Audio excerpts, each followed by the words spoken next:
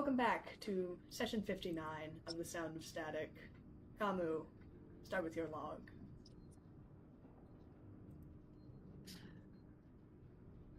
Kamu opens their comms terminal briefly. Short term, well, if anyone hears this, then that's enough. This is Kamu of the Silent Stars. If you're hearing this, you're still alive. That counts for something. B5, A25, Deck D are danger zones. Communications Tower, Stewards HQ. If we take them back, then hundreds of lives will be saved. Supplies need to be rerouted to A5 Medical and B4 Cafeteria. There are people still holding the line, and they're going to need it. But if you're near the eye, and you still have the will to fight, then join us. We're going to take comms back. Come out. Kamu, where would you like to begin this session in relation to where you are on Absalom Station?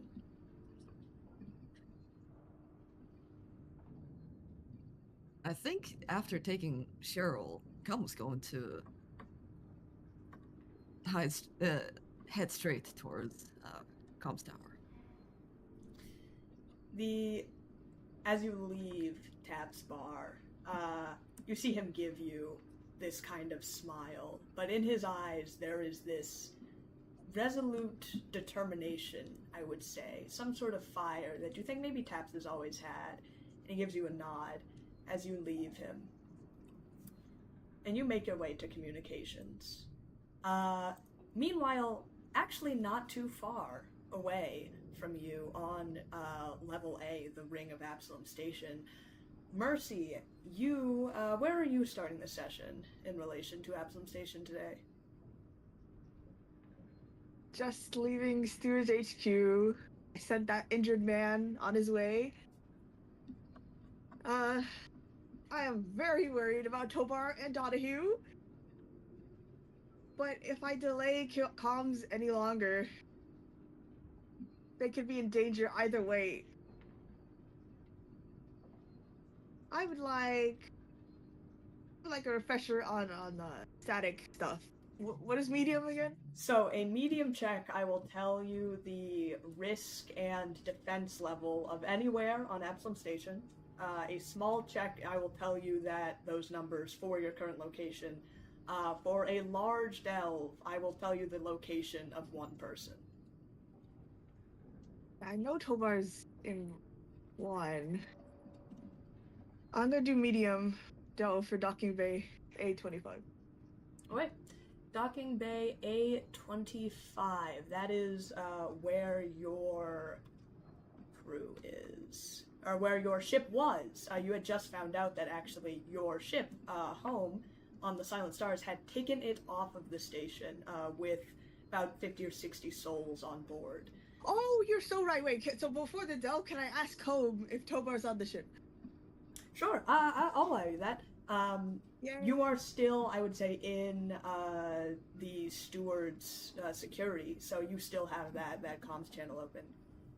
Okay, home! Hello, back. Abigail. Are you asking once again for us to land? Has the threat on No. Absalom Station been negated? No, not yet. But I'm asking for a crew check. Who's on your ship? Is there a Vest boy? There are Your ship. around 25 Vesk personnel currently aboard. A large family group was taking a vacation to Absalom Station within the Pact Worlds. This was unfortunate timing due to the current swarm crisis. Okay, but is there one Vest that's like super curious about everything and kind of talks like this and it's like, wow, oh my gosh, all this stuff is in here. Like, whoa, what's your processing speed and all that? Anybody like that? There are a few Vesk children aboard the ship. Anyone talking about Captain Cosmic?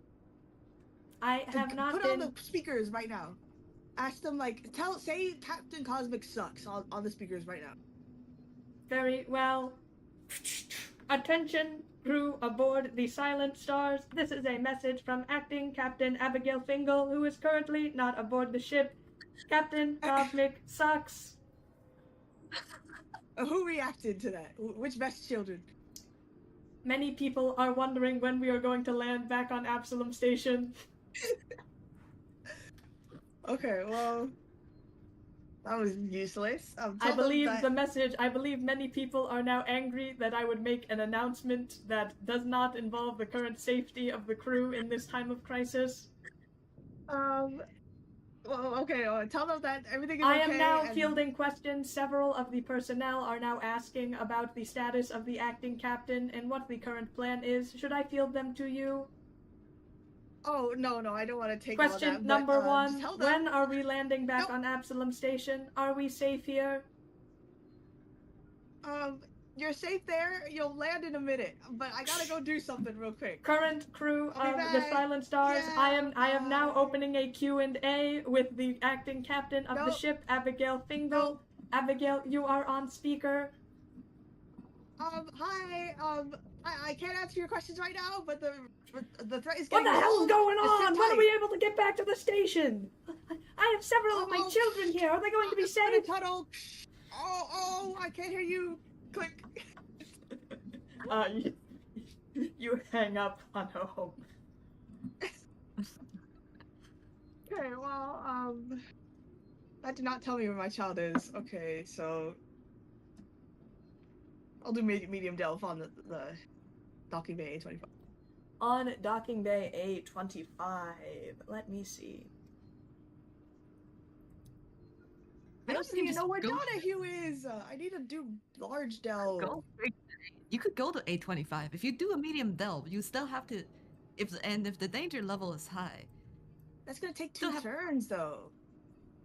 Like I'll get there and I have to come back to comms. That was, like, at Docking least 2 bay turns. has a base defense of 2. It has a danger level of 4.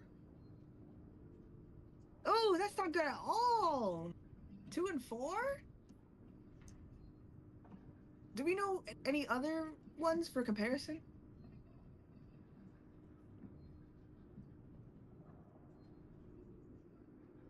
most of the other ones I'd say are 2 lower, but they have at least 2 lower, I think. But they had defense. We sent at least one person to Yes, defend, people who one are or two. fighting and actively defending add to the defense score. All the base level scores don't change, but when you send people, it ups your defense score. And then what was Yes. the problem with the docking bay? It was like locked? It's unlocked now, so you can come now. Yes, It's you unlocked. just unlocked the outside. Essentially, no one could leave or come back in. So people had left, and then the lockdown had happened. So there's a lot of ships that are stuck outside. You just unlocked it, which is why Venice and Sonia are now on their way to support. Oh, they're going there? Okay. That's what you told them to do. Yes, not Okay, you I told them to go to completely the forgot. opposite docking bay though.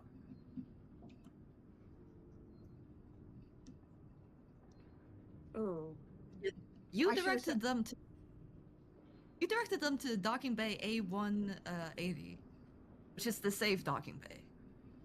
I didn't think that they could fight. They can't fight, can they? Oh, and also, how can they deliver? They're not going to be able to deliver supplies if they're Yeah, busy fighting. No, I told them to go to the med bay. Venice to med bay and Sonia to.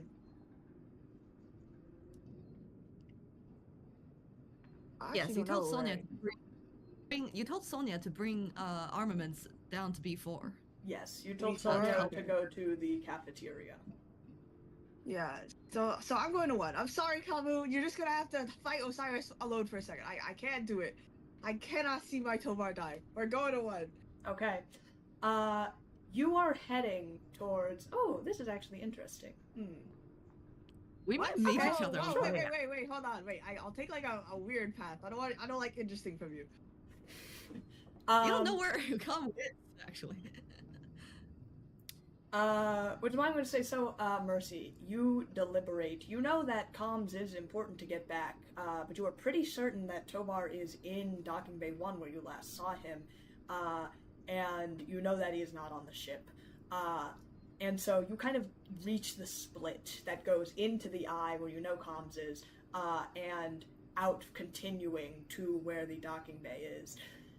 And you have this kind of critical moment of decision. And as you are waiting in that hallway, rushing down the opposite direction, for the first time since the siege has happened, you two reunite.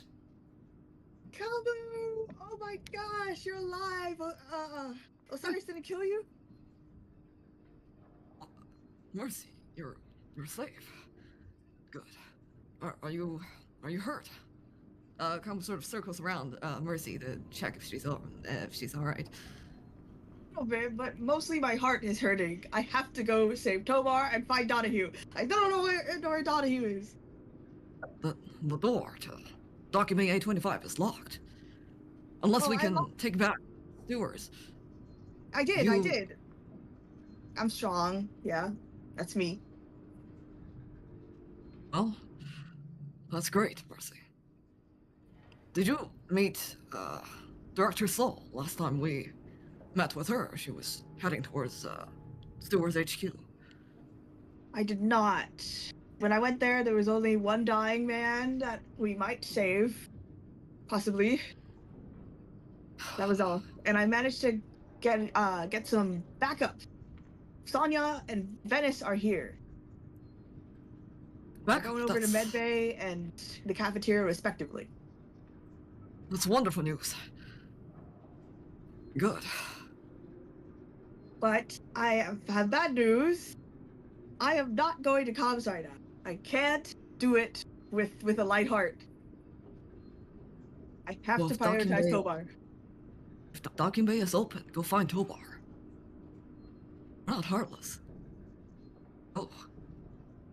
And before you go, Osiris is under some mind control. He's innocent. What? You mean that he's not genuinely evil? Yes, it was Gorthram. Gorthram was someone else.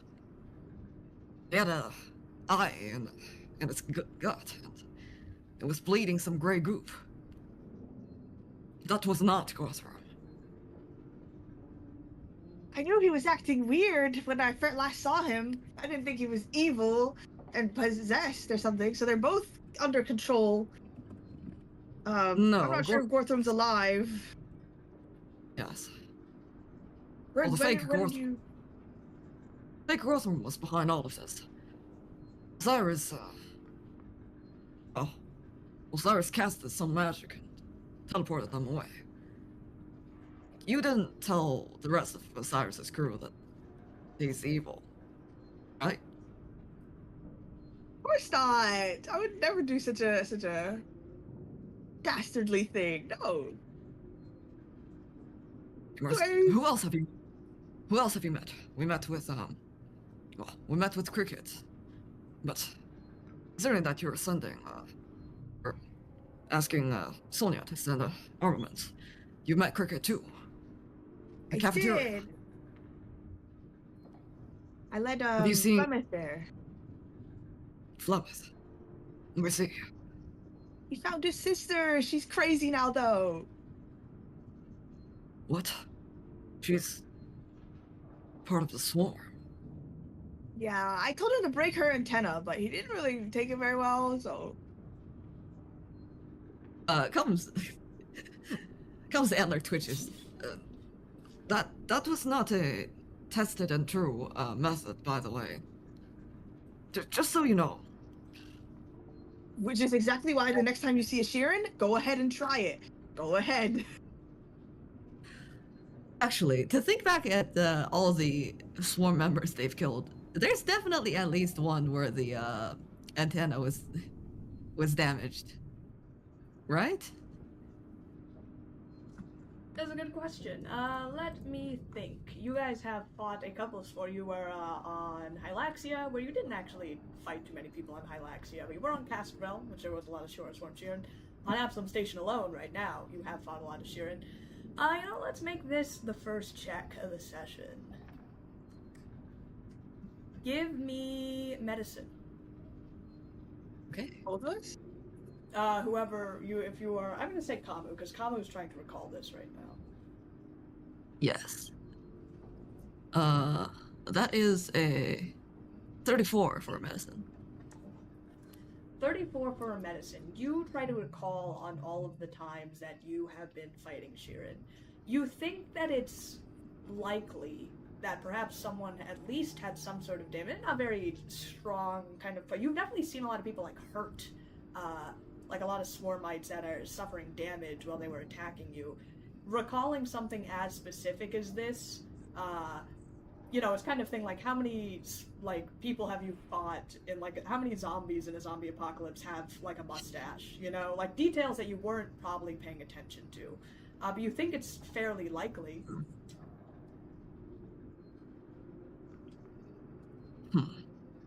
Likely what? That Lord. they damaged the antenna? That they might have had that you might have fought at least someone who has had like a damaged antenna. And they were still crazy? Yes, to break the antenna, and it somehow brings back their conscience. It's a loose theory. We've also, other than that, we don't have much time. We met with Burial and some of the Erical and Scratch. Well, and Kemu, and Rangers HQ. We also met with Vernon. He's doing fine. They're all in medical bay right now. What about Hawk? Meridian? I went to Hawk's house, but I kind of got sidetracked, and now it's too far to go check again. So, I should have asked. Did I? Oh yeah, I did ask Scuggs and Marcy to check when they go back. You did. You Which also I met asked them, by the Scuggs way. if you had seen a goblin family. Inconclusive on his part. It was a lot of people over at Docking Bay B, or at Housing B. But where did you see Kemu though? Marcy was looking. Kemu had figured out something about Gorthram. They had a fight. We were able to save him. Well, sort of. Last minute, but I was on the verge of dying. I guess I shouldn't have been The best we so could do. aggressive towards them then. Yes. I bet. We're glad to see. Well, we're glad to see him still alive. If Marcy were to stop by Medical Bay, perhaps. She's on her way there. But... And you're going Hopefully to they'll get me A25 alone. That's... How can be A25 is a Yeah. danger zone. It's a really bad idea, but I just don't have time. Well then, be careful. Thank you. Hopefully I don't die. Goodbye, Kamu. And you don't die either. Yes, we'll catch you later, Marcy. Come hauls the massive minigun on their back and continues to head towards comms. Very well. In that case, both of you split once again. Perhaps too many places on Absalom Station, all in dire need of help. Too many to stay and chat for, as you guys continue. Kamu, you are closer to your destination, so let's start with you today. You continue to head down to comms, entering the eye for the second time this time, actually. You had briefly driven through to reach Taps just earlier, but now you are going into the eye proper, towards what you know is a danger zone.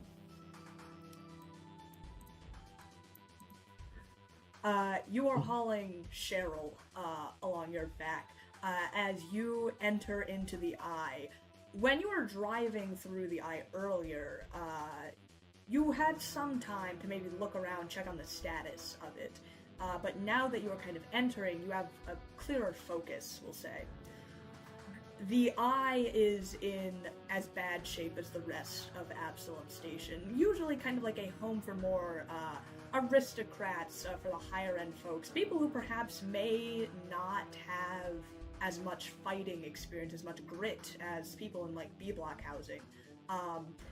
There is a lot of kind of like empty streets. You hear a lot of like voices inside buildings, maybe like high-rise apartments, not very defensible, but people trying to stay put. A lot of kind of like panic around. Stewards are supposed to deal with something like that, or maybe the rangers, and now it's kind of everyone for themselves. You continue your way down comms. Can I ask, in what manner are you trying to like sneak your way there? Are you trying to just get there as fast as possible? After going into the eye, Com's going to keep an eye out for any potential helps. And they're also going to look for, well, they're not going to look for it. They'll check their comms regularly to see if there's any allies nearby. Okay. They'll also check if Meridian is nearby. Absolutely. You are constantly pinging your comm every couple of minutes, just kind of sending out a signal to anyone that will listen, probably hoping to find allies, people in need of help, a lot of those about. You get a couple of pings from in opposite directions, I would say, of comms, of like people who are holed up in like their apartments in kind of like high rises in the city that are in need of help, that are kind of like stuck there. They can't leave. They're wondering when help is going to arrive. They're like shearing at the door. You get those kind of pings. Is that rich guy still alive? I would say you do not hear from Relin.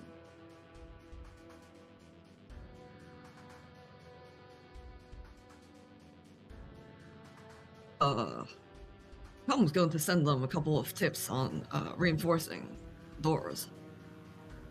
And deliver the message that Stewart's HQ has been taken back and help us on the way. Hold on for longer.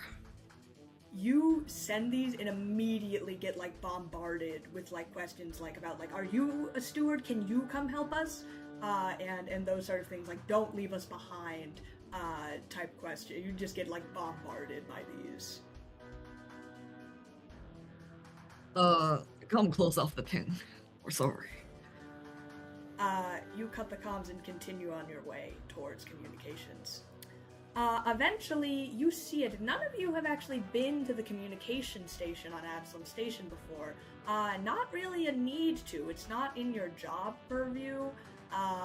And it's usually, you know, like visiting whatever your internet provider is, like visiting the internet provider HQ, have no need to do it because it's usually always working.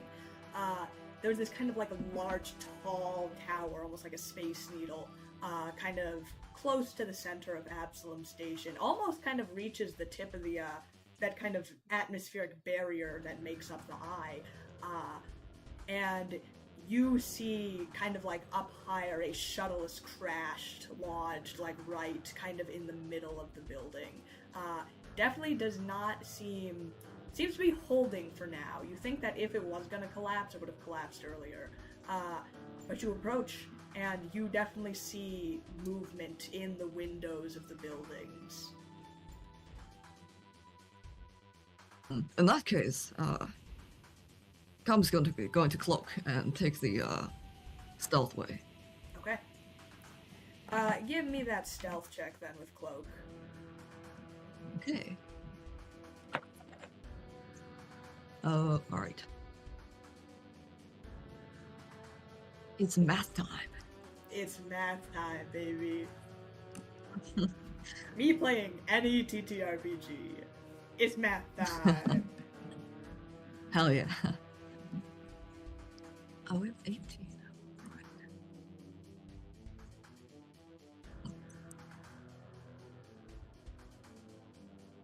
It's 45 for 45 for stealth, I think. You hit stealth. And you begin to creep through. You are an operative. This is your wheelhouse.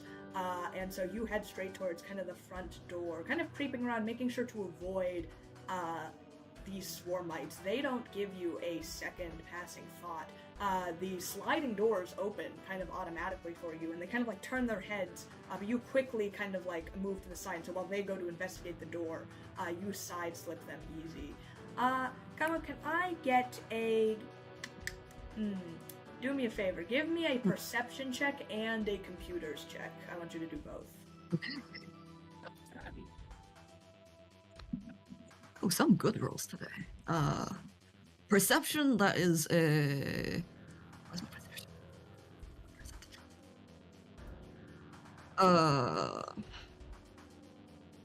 23 for perception, and 24 for computers. Okay. Kamo, you kind of hit the lobby inside communications. Again, large tower. You were assuming that most of the communications areas would be kind of up further where that ship had crashed, and that is the problem. The elevators are not working in the current kind of state of the building.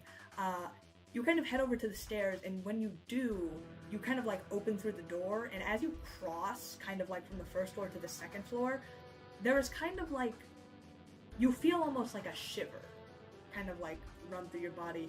There is some sort of ping in that technological part of you that is telling you that you have triggered something.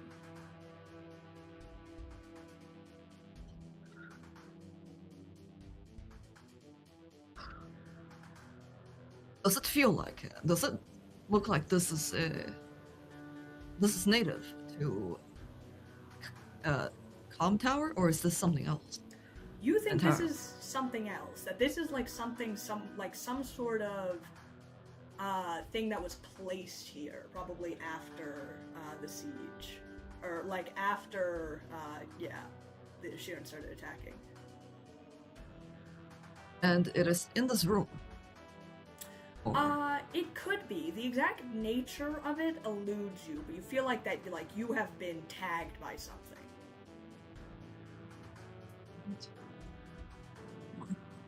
Other swarm technology with someone else. Accurate. Come will do a quick investigation check to see if they can locate the source of this. Give me a survival. You're trying to track down this thing.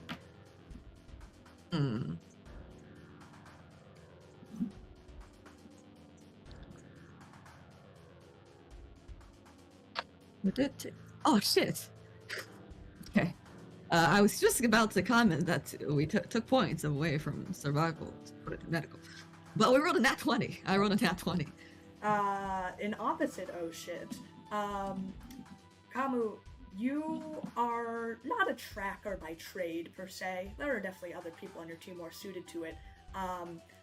But as you're kind of like almost looking around, you know that there's like something has picked you up, and you kind of get it. For a brief moment, your vision kind of like whites out. I see you, I will say yellows out. And you kind of like see for a moment this like technological ping that like some sort of, and you can see it that like what you had felt, that shiver, wasn't so much like a hunt or anything. It's that like you felt an electronic ping from something being sent somewhere. And you see it very clearly in this kind of like a moment of nanite clarity. There is a sensor that has been placed, very hard to spot, kind of in the corner of this room. And it's essentially like a motion sensor, meant to warn people if someone is coming up the stairs. And you see very clearly that signal is going up like a couple of floors.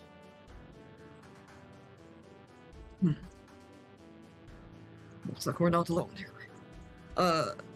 Come, we'll take down the signal sensor. You're gonna take down the sensor?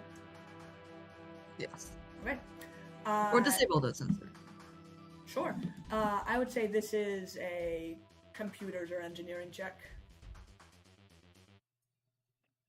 Hey, when you Okay, ask the as a- questions. What? What questions? She's like, all right, you wanna take this down? Or it might set off everything. 25. Not if we take this down correctly? Question mark. You are able to easily disable this. This sensor isn't like robust. It is meant to be like spyware. You know, it is meant to be undetected, and that is its defense mechanism. So you squash it, no problem. I will tell you though that the signal has already been sent. That it's already been sent up. Come, we'll proceed to head up then. Okay. You continue to head up the stairs then. As you head up, you think that, I'll tell you this. You know that the signal was probably up 2 more floors ahead of you. As you kind of reach the next landing, you see that the stairwell, kind of like further up, is in essentially rubble. You could try to find another way to scale it, or you'd have to essentially, if you're at the landing, there's essentially a nice room here that probably leads to another set of like dual stairs on the other side. So it's up to you what you would like to do next. Okay. The landing is in rubbles. Does it look like they, is it going to be more of a athletics or is there any, let's put it this way, is there any danger ahead in the rubble? In the stairwell? Yes. As far as you can see, essentially like the stairs kind of block what's above, right? But from what you see, you don't feel like you don't hear any kind of like Sheeran activity or swarm activity here, nor do you sense any other movement. You think this might just be, your first problem would be skipping up a stair on the landing. And that's kind of the biggest issue. Interesting.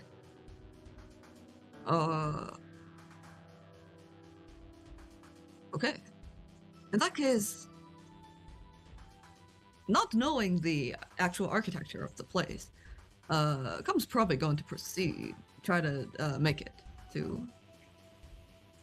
up to the next floor. Right. I will say you think this is a difficult jump to make flat out.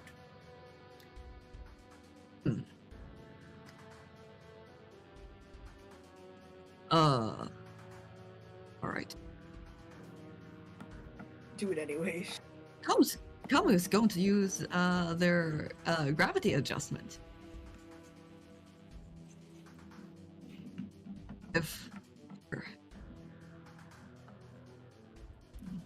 Would it be alright to say that although gravity adjustment is more native to Copaxi, but Com was able to do it before, so perhaps the nanosite has to find a way of adjusting the density of itself, of its particles, to achieve a similar effect.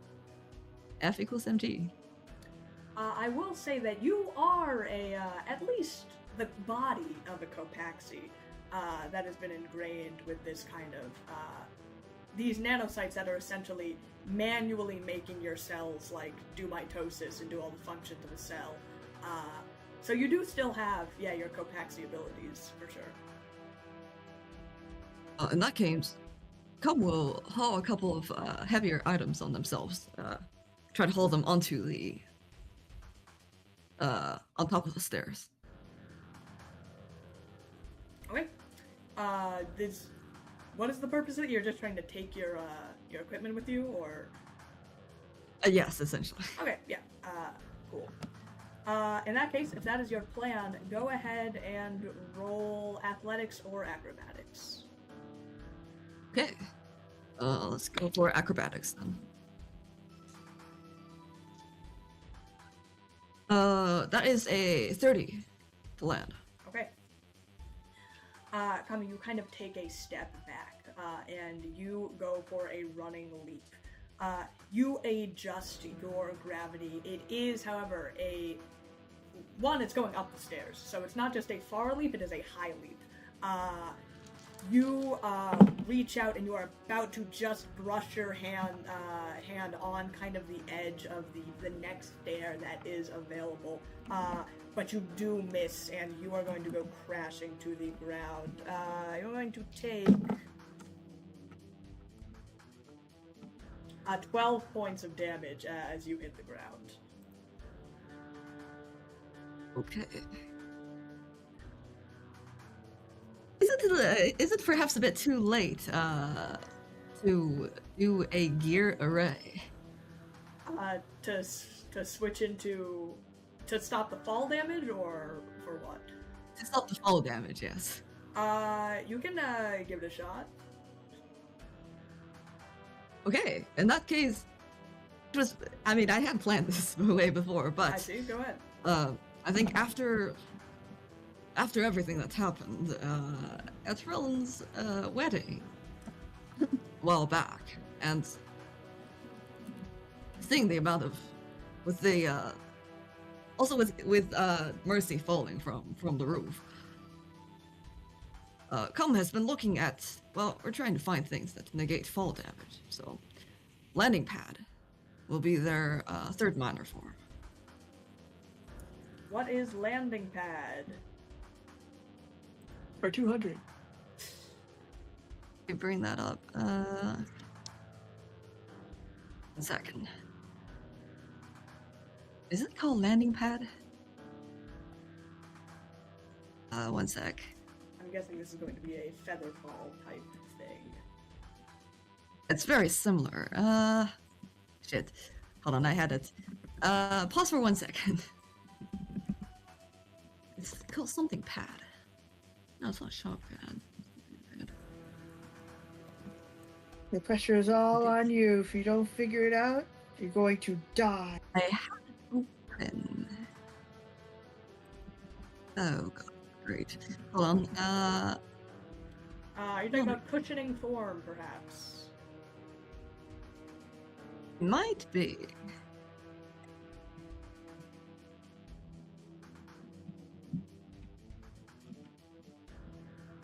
No, it's not. It's not that. It's an object. That is a second level thing. Yeah, cushioning form is a knack, and our knack has already been selected, and we can't change that.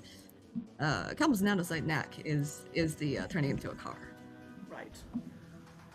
Yes.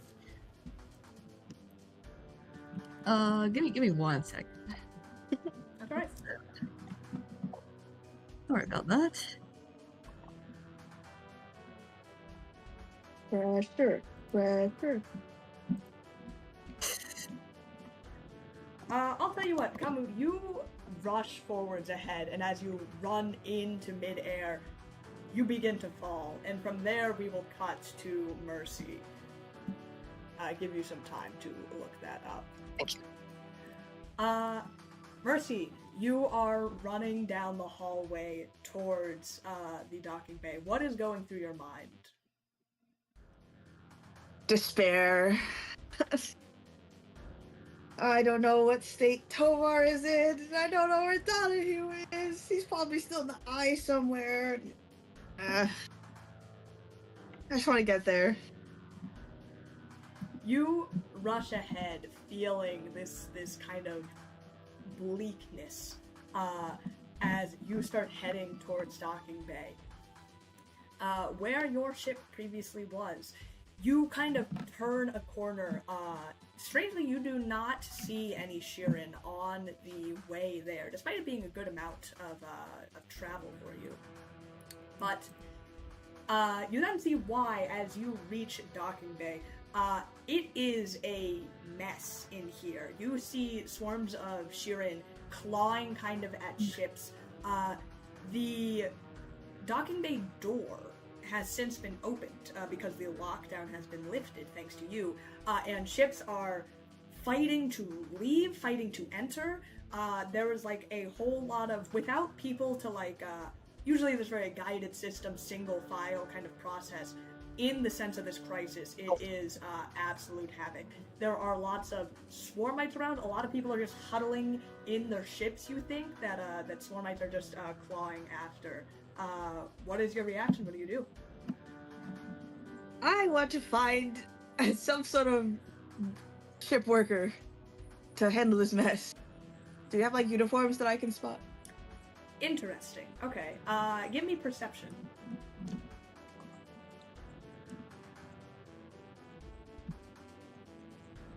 26.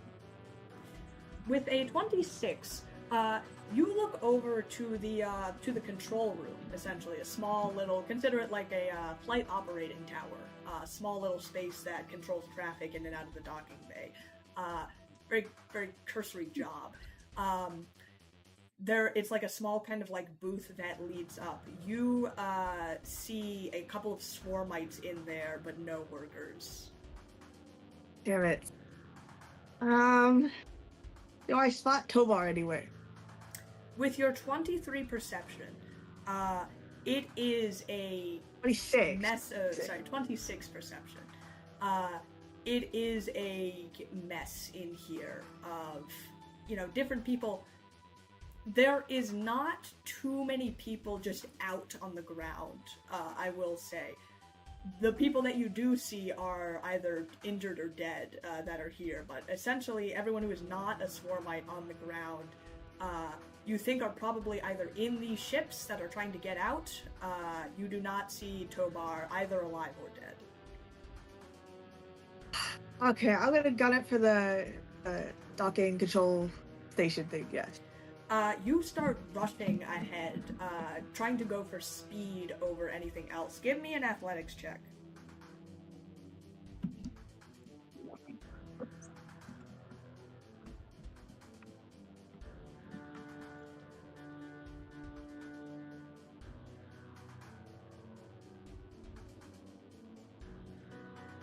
$28. 28.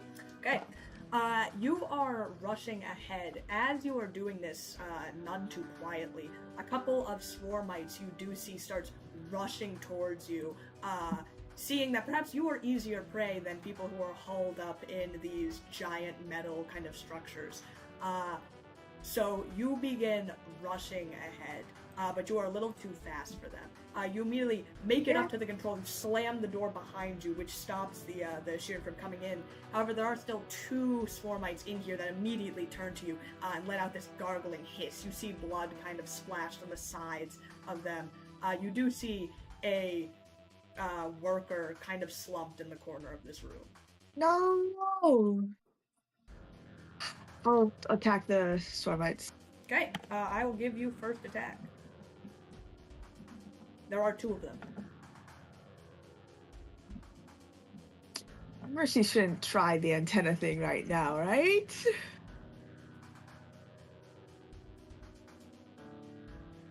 Oh, I got natural. Oh, okay. I'll do full attack. One is natural 20.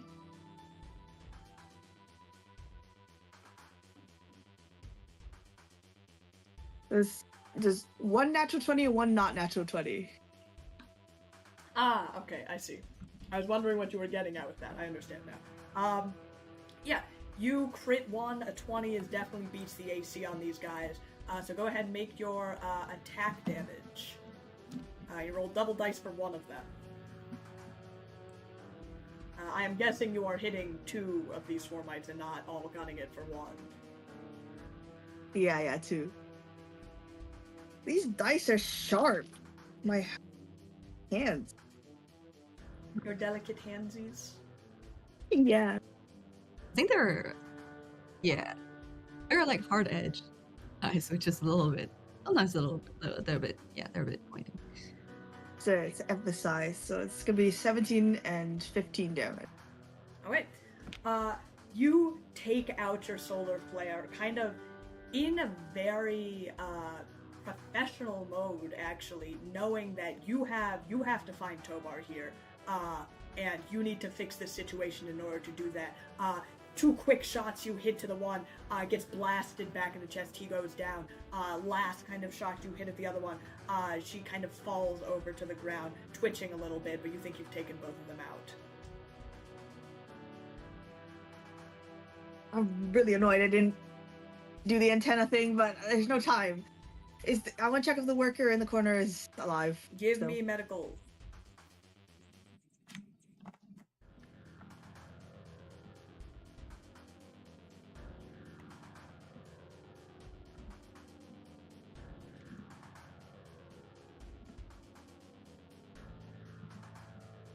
$18? Oh, no, 26. You know for sure, even with a 10, you would probably figure out that this guy's been dead for a while. Probably very early in the attack. Damn it.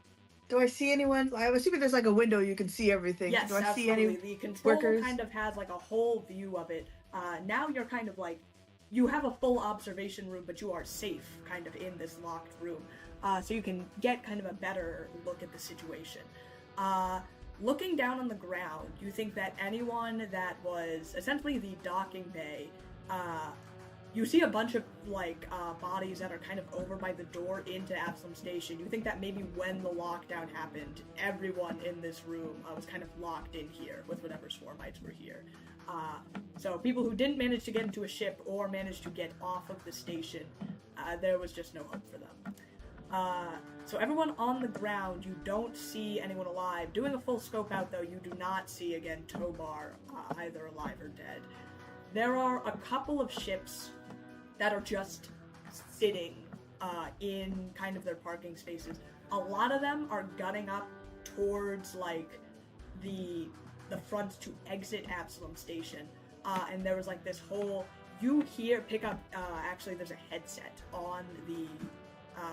kind of console, and you just hear chatter like crazy, like from every station, from every like comms link at that docking bay, just going crazy. Okay, well, I don't know how to do ship stuff, but I am a captain, so I'll put the headphones on. Hey, everybody be quiet! I'm from the communications tower. Absolute kind of chaos you hear on the other side. Give me a actually, I'll wait on the diplomacy check. Let's see what you say. There is still a lot of chatter kind of going on. A couple of being like, shut up, did you hear comms? Like, let him speak. We're trying to figure out what goes on here. All the other chatter is just like a lot of, we need to get off this station. We need to get in this station. I have family there. And like a whole bunch of back and forth between those. Like, our engines are critical, like the swarmites ripped out our cabling, we have to get out now, versus like arguments about staying. A lot of people both trying to leave and enter out of this same port. Okay, we don't have space for landings right now, so everybody who needs to leave now, go first. Anybody who's orbiting, you wait until these people leave, and then you land, but only if you are capable of fighting. If you're just here for it to you got like a stick and you want to save your family, then now is not the time. Leave it to the stewards. Situation is under control. That was very calm, very succinct, very to the point. So give me a diplomacy check, you get a +4 bonus. Yay! Yeah. Ow!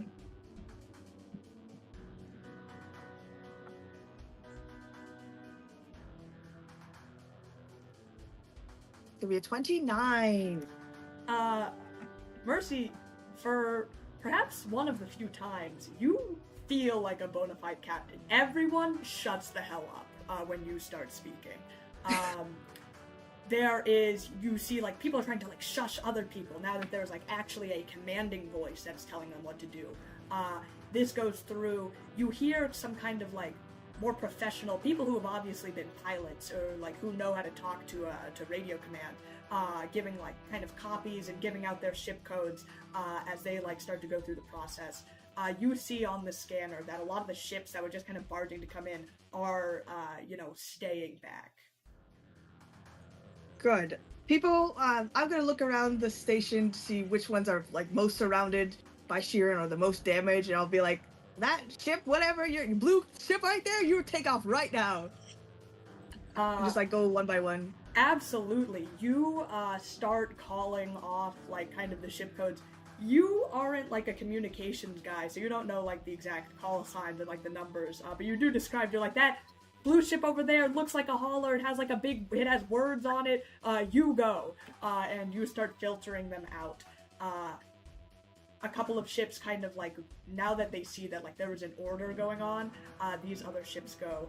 There is a couple, there's this one ship that you call, looks like some sort of like a white science vessel, and it is calling to you, controls operator, this is the inbounder, we cannot take off, our ship, there's currently too many swarmites on us. They've gotten some of the outside cabling thing, we cannot take off. Okay, I'm assuming at this point there's more space for people to start landing now, right? Yes, absolutely. You've cleared out a good amount. Okay, people who can fight, we need immediate backup. Please start landing. There's kind of like some chatter on the other end about the people who are outside currently. You see a couple ships come in. These are like mercenary vehicles. You know, they are like trained in combat. There's a lot of hesitation outside about like, should we go in or not? They're like the ships who come in confidently, you know, they are capable of doing some damage.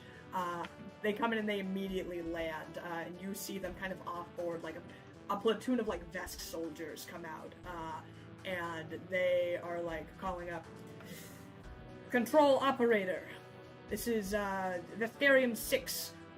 We're here landing mercenary group. Exactly where is your attention needed? See that white ship over there? It's really big. It needs help right away. And if you see a small Vesk boy or one of the stewards, please let me know. Copy. You see kind of like in militant fashion, they kind of off-board and start heading off. The other ships begin to deboard. There's a couple of ships that appear to be landlocked, not just that science vessel. The second that like the Vesk platoon steps out, all of the remaining kind of swarm who are here kind of like immediately turn their attention to them, and you watch from the towers they begin to fight out. This essentially continues. There's a couple of moments where it's spotty about whether they're going to be overwhelmed, but more kind of people come in. Not too many people actually enter into the docking bay. You know, probably because it is safer, notably, to be outside. People seem to think, at least. But you do see, like, a couple of ships landing, and, like, outside is just, like, a father with, like, a pistol, kind of, like, looking around warily. Very obviously people who are not qualified to be here, but, like, either have someone that they are looking for here or something that they still need on the station. Hey, you, father with the gun, I see you down there. I know you're probably looking for your child, but you need to stick with these Vesk warriors or the mercenaries. You see him looking around. I'm just looking for a small Lashunta girl. She goes by Theodosa. If anyone has seen her, she has brown hair, slight build. If anyone has seen her, we can just take her back. That's it. That's all I need. Yeah, you can take her back after the crisis is over. We need these landing spots. She might be dead by then.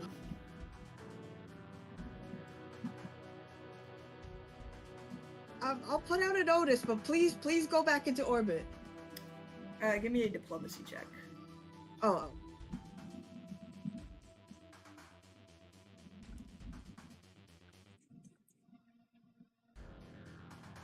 22. I can't just leave her. I'll tell my ship to go back. You can have the landing spot, and I'll get picked up later after this crisis is averted. But I have to find her. I'm sorry. I feel that. I need to find Tobar. Okay. What about? Are you good with piloting stuff? I need somebody to take over here. I also have someone I need to find, but like maybe you can find her better with comms. I'm sorry. I can send the rest of my family off of the ship, but I can't waste any time. He starts rushing out of the docking bay, but you do see the ship spot that he was taking up begins to lift and start leaving. Hey, can one of the mercenaries follow him, please? He's gonna get himself killed. You see a couple, like a Lashunta group, kind of like is nodding on comms, and they call over, and you see a couple of them, perhaps already planning to like go into Absalom Station and look for maybe their own people. They run after that guy. and also like I need somebody to take over for me. I also have someone I need to look for. Tobar, if you could hear me, I can't stay here for long. I have to help my comrades at the comms tower. If you're alive, just give me a sign or stay somewhere safe. You too, Donahue. And You give that sign out to essentially all ships in orbit. You do not hear any response about if people have Tobar aboard or not. A lot of confusion still going on, but you don't get any responses from anyone. okay, then I just need someone to replace me. I have to go. Somebody come up here with good piloting experience. Ship operator, I've had comms. I've had communications experience for the past 10 years. I can take over. Okay. Okay. Mercy. Are the Sheerans still outside the door? You have gotten, I would say, sending in kind of like people who are able to fight. These are trained kind of soldiers, and so they are doing a good job clearing. I'd say most of the swarm threat here has been diminished. Okay. Before opening the door, one last message. Anybody who can spare resources, the attack zones are. We know all the attack zones, right? The ones on the map, like Mercy knows about? Yes, I would say everything on the map you know about. Okay. We need reinforcement to Cargo B10. The I Communication Center. What's 2? Deck D Cargo Bay D110, but we can't really get down there right now, so it's not the biggest priority. And Steward's Quarters has been retaken. All those other sections, anytime you can spare. I personally am going to the I. And then I'll leave it to the guy who said that they could take over. Okay. You meet up with this guy. He's kind of like he seems retired, definitely old, but he kind of like nods to you, this Sheeran, and he immediately starts going up into the channel. You hear like kind of like very professional, like the last things that you hear as you kind of head out is very streamlined, professional kind of communications tower talk. Man, glad I'm not a nerd.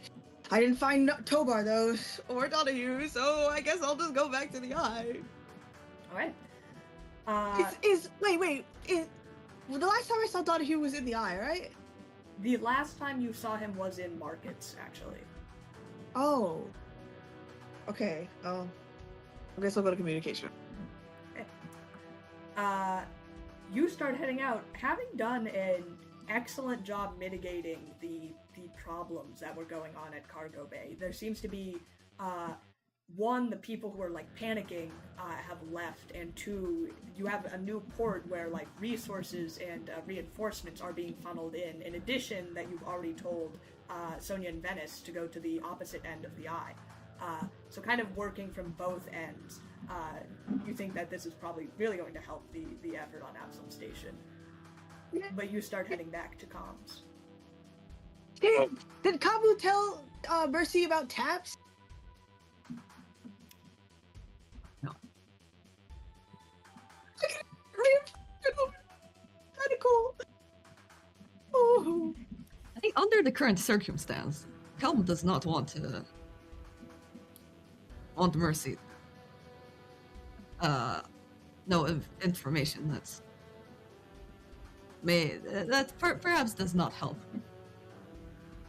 Damn it, man. Please, Rachel, praise. Let one of the freaking people that are wandering about just stumble upon Taps' bar. Please, bro. Medical. You begin running to communications. I'm gonna get yogurt. Kamu, Keep going, though. you are midway through your jump, your hand rushing across these steps as you begin to fall. I did find it. Apologies for that. As Calmu begins to fall, you see this.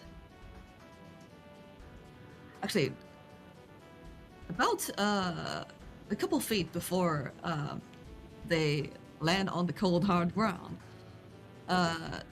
You see a flash of this, the crash pad, actually, a level 2 crash pad activates. And you see when it activates, the small pack sort of inflates and creates almost like a foam-like airbag that surrounds Calum's entire body.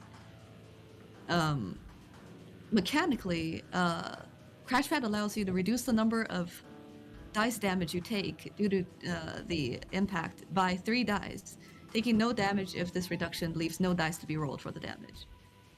You then have any remaining damage you take. Okay. Round it down. That is definitely a good thing to have, and this is not a large fall, Kaku.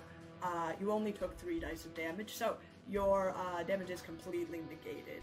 As you hit the ground and kind of puff off like a full body steering wheel pad, airbag blows up around you. I thought we would use this so soon.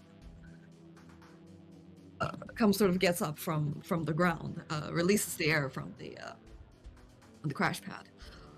We have to figure out a different world. Comes going to look around to see if there's any alternative route to go up. You have tried essentially jumping up the stairwell. You're back on floor 1, by the way, from your fall. But you know that essentially the only really other path you could try is there is a stairwell on the opposite end, you think, of communications. And also there's that second floor kind of area, that room on the second floor that you did not go into. Those are kind of your unexplored avenues. Interesting. Come we'll explore the room on the second floor, because it's probably still slightly closer. It is, since you are already in the stairwell, you begin to kind of like make your way back up, ready to continue again. As you do, there is kind of a clawing sound as you look back, and the door behind you from the lobby area has opened. Your crash did make some noise, despite your stealthy demeanor, and you see 3 kind of like Sheeran kind of like looking around and spotting you on the stairwell.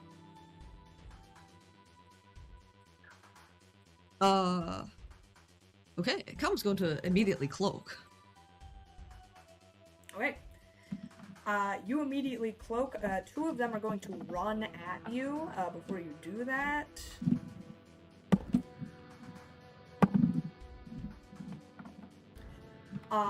one of them kind of rushes up to you, taking a mean bite out of you for 8 points of damage, just as you kind of like stagger back and begin to cloak.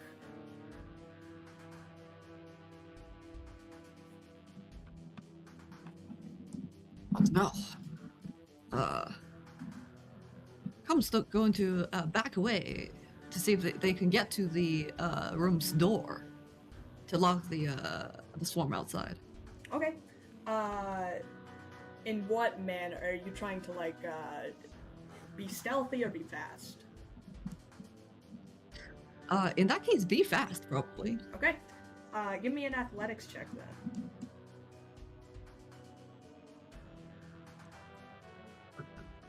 Well, now it's the real oh shit moment. I rolled an @1. Okay, Kamu. You start gunning it for these stairs, leaving kind of a lot of footprints in your wake. The first Sheeran who had kind of like missed you, kind of like hits the door and then rushes up the stairs. You are in a very small space, so even just by like being cloaked doesn't help you as much as like running down a very narrow hallway that someone is already in, right? So 2 of these Sheeran are going to rush up. He's going to get a free hit on you. You take another 10 points of damage as you kind of trip and stumble on the stairs, and you feel like one run over you, like smashing your head back into the concrete. As a... Here. 1 sec. Where's it? Oh, it's down here, right.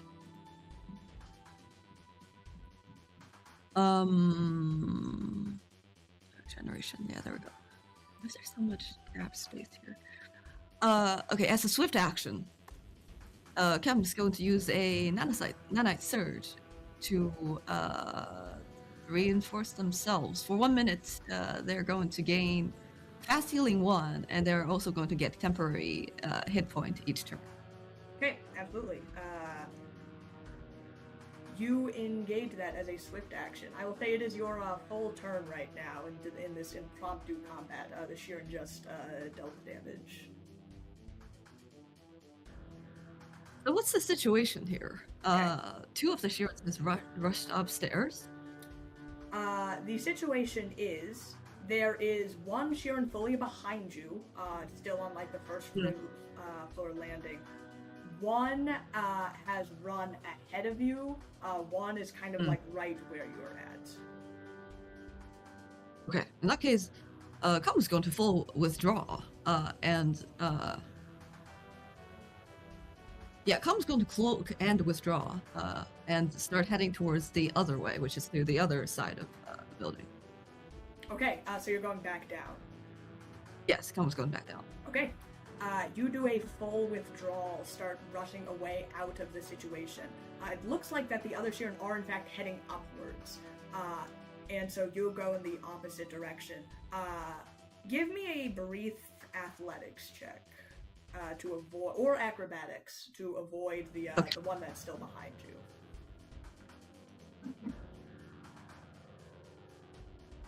This dice is giving a lot of drama today, but I'm not gonna complain. It's a nat 20. One or the other.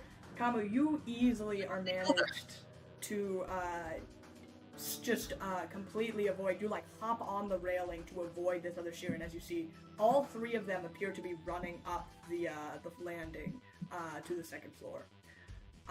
Since you made that big crash, you have essentially diverted a bunch of that attention over to that stairwell. So the left stairwell, the one that you didn't go up, appears to be a clear shot to get there. Okay, Kamu's going to head up. Right. This stairwell appears to go all the way up to floor 3, and further up, no problem. You do pass by the 2nd stairwell where you see, where you know actually that the Sheeran are. The door is like opaque and closed. You can't really see what's going on there. But you do know that the ping is right up another floor if you would like to just go straight there. It doesn't sound like anyone's fighting anyone is in that room fighting the Sheerans. They're fighting the swarms. Give me a perception. Is it through the door? Okay. That is a plus 33 for perception. You hear a lot of chittering. You do not hear any like other noises. Like you don't hear anyone speaking common. But it does sound like very frenzied and like on high alert.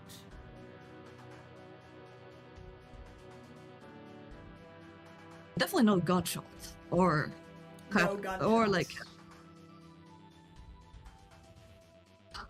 Kamu's going to head up. Okay. Kamu, you continue to head up these stairs. Let me think. Give me a reflex saving throw. You have a +2 bonus. Interesting. +2 bonus, eh? That is a 20. Wait, yeah, 21 plus 9 is a 30 for reflex save. 30 for reflex save. That is pretty high. That's very high. You would have taken this damage halved if you were not an operative. But that is the perks. Kamu, as you are heading up to the 3rd floor, you know that the ping, essentially, that sensor that was placed on the stairwell, went up here. They know that someone was trying to go up that stairwell. As you get up the stairs, you see it a moment before it happens, as this electricity trap kind of goes off on the whole stairwell. You kind of take a step forward just enough to trigger it and immediately backpedal down the stairs again as you see it goes off. You are not hit by it. If anyone's in there, we're not to swarm. We're not to swarm. But saying this, come still arm themselves in case there's whoever is in there is hostile. Give me a perception check.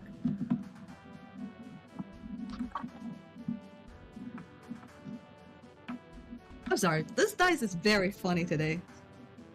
Yeah, I got another natural one. Okay. Just like it. Kamu, you hear some noises that are going on upstairs. Let me think for a moment. You believe that there are people upstairs. You see a gun point out, about to shoot you.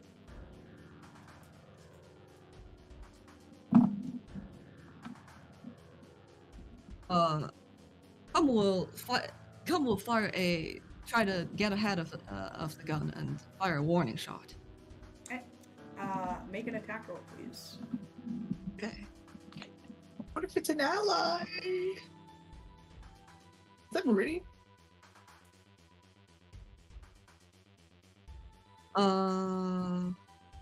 Okay.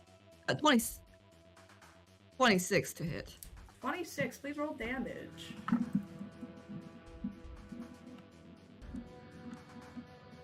Okay. Get low, get low.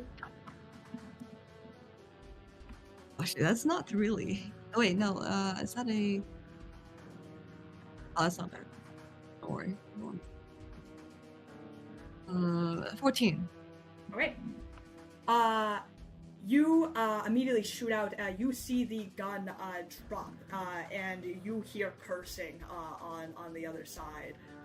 There appears to be two people that are talking.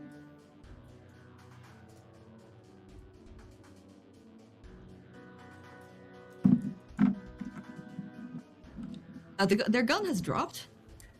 Yeah, you can't see what the gun is though, but you think that you hit them in the hand. Wait, Swimp.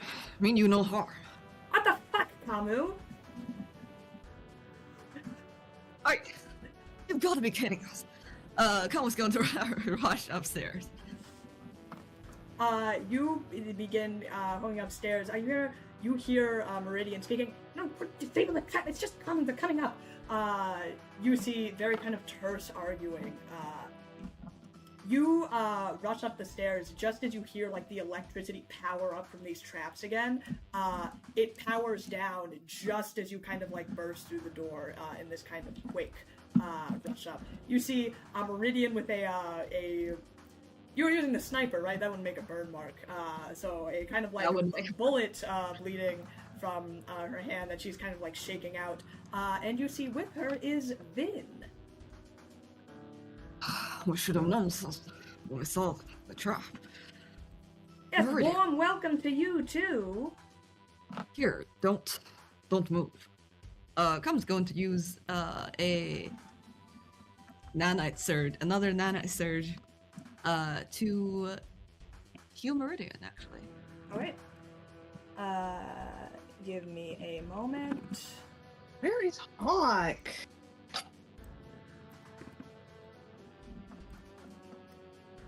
Yes, go ahead and use your nanite surge if you would. Yes. Meridian will get 10 health back. Alright. Places her just over half.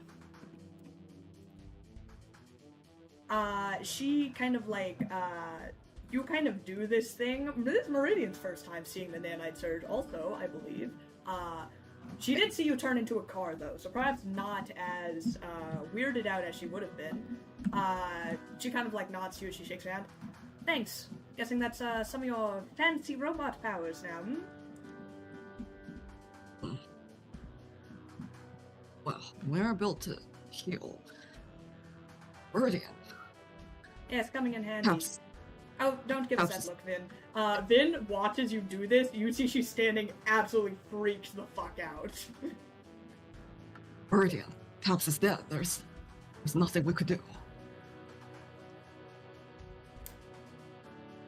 I know they hit him pretty hard. I wasn't there when the attack happened, but... Well, first idea was to get comms back up and running. We've only managed to take about half the tower so far, but... I hope it was a good death for him. And he left us a gift. Turns back. Holy Well, shit. Lost the minigun. Yeah, I heard stories of that thing behind the bar. Kamo, I know you knew him better than I did. Come hugs Meridian. She is kind of startled by this. But she kind of gives you a hug back on the pat back. Let's make these sons of bitches pay for what they did to Taps. Character development, No, she we're- hugged you. Character development, Meridian knows how to hug people, maybe. She kind of takes a step back. You see that this kind of floor had been cleared out. There are a couple of sworn bodies here, but there is some kind of like maps out there. There's like a comms terminal, or there's like kind of like a holo display in the middle that you see Vin must have put up. Vin just kind of gives you a weird side eye, still thinking about the quick heal thing. But you see she walks back over. Vin and I have obviously had the same idea coming to communications. We've only taken about half the tower so far, but we can manage to get to the top controls. Vin managed to find the maps for this area. We think that maybe we can turn them back on. The tower isn't in too bad shape. We think that maybe some repairs have to be made along the way, but if we do that, we can get comms on the entire station back up and running. We're thinking exactly the same. When we were outside, we saw a vessel that had launched into the tower. Well, it hasn't collapsed yet. That means probably won't while we're doing this. Yes, that's the best we can hope for. No one knows And- where the hell the stewards or anyone else is. If we can get that and we can be mobilized on the same front, we can at least actually start beginning to, coordinate an effort to get rid of the rest of these guys. Come release the info they have on Stewart's HQ and the efforts that are going on B level as well as medical wing. Vin updates the her personal map with all this, recreating kind of the map that you guys have as you see it in canon in the flesh. She is doing all this. Meridian is kind of nodding along. Okay, so you found Castle Vernon and obviously El Capitan. Guessing you haven't seen Hawk then? No. We haven't. I figured he Goodness. might have been with his family or something on B block. But Mercy I don't know. Mercy said she checked with, well, that's Skittermander. And she's been to B-block housing herself. There's no sign. Maybe Hawk is somewhere else, finding a different place. Hey, Hawk's a smart kid. He wouldn't have gotten this far if he wasn't. I think he can hold his own. And if we get comms up, we'll know for sure where he is. That's true. He's probably found the rest of the stewards by now and is giving them an elaborate game plan for how to build a super mech monster to get rid of the rest of the swarm by now. Yeah, the kid's got some skill. And he's got the grit. And plus, we have ourselves to worry about. Yeah, you're right about that. Taking back this tower isn't exactly going to be a cakewalk.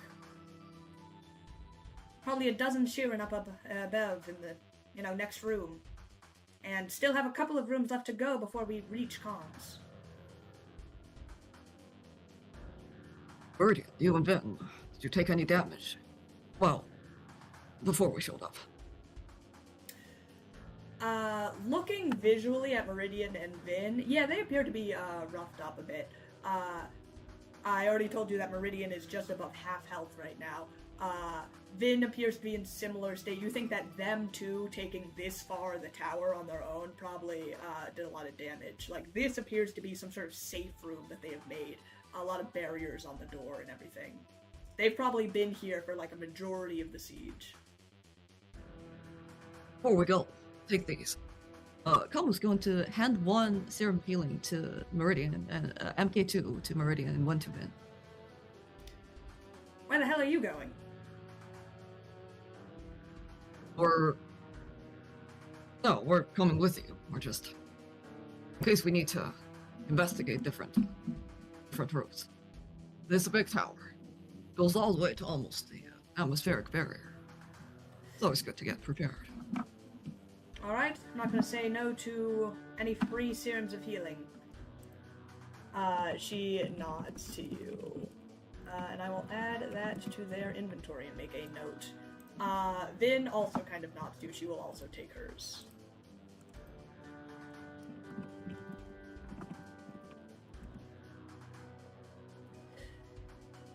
I'm guessing you don't have a legion of stewards or Star Rangers going behind you that is also wanting to help take back the communications tower? Oh, sorry, you cut out for most of that. I'm guessing you don't have a legion of soldiers that are trailing behind you, also ready to take the tower back in the next 10 minutes? Well, if there is any behind us, they'd be electrocuted by now. Good point.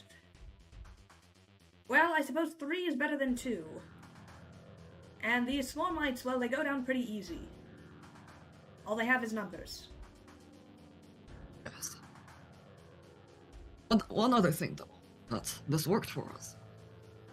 Down in Cargo Bay, and while we take back the medical wing, Swarmites are drawn to large sounds. We can use that to our advantage. You see on the screen with the map, it kind of wipes up, and text begins to display along it via Vin. If I can hack the speaker system in the communications tower, I could probably play whatever we wanted on it. If we can play it on lower level, that will draw whoever remains on upper level and ensure that we have a clear path. You will be sending them down. There is a good chance that they might spot us on the way and start attacking, or come after, this little safe room we have. But I agree, it's going to draw a lot of attention from up top to down. That's a good point. Let's If leave you're it hoping as... to get out of the tower after we solve communications, that might be an issue. Let's leave it as the last measure, then. Got it. I can't guarantee the speakers are going to survive. I'm going to blast that shit if you said that it's loud noises. Speakers might blow themselves out, so maybe I can only do it once or twice. Understood. Copy.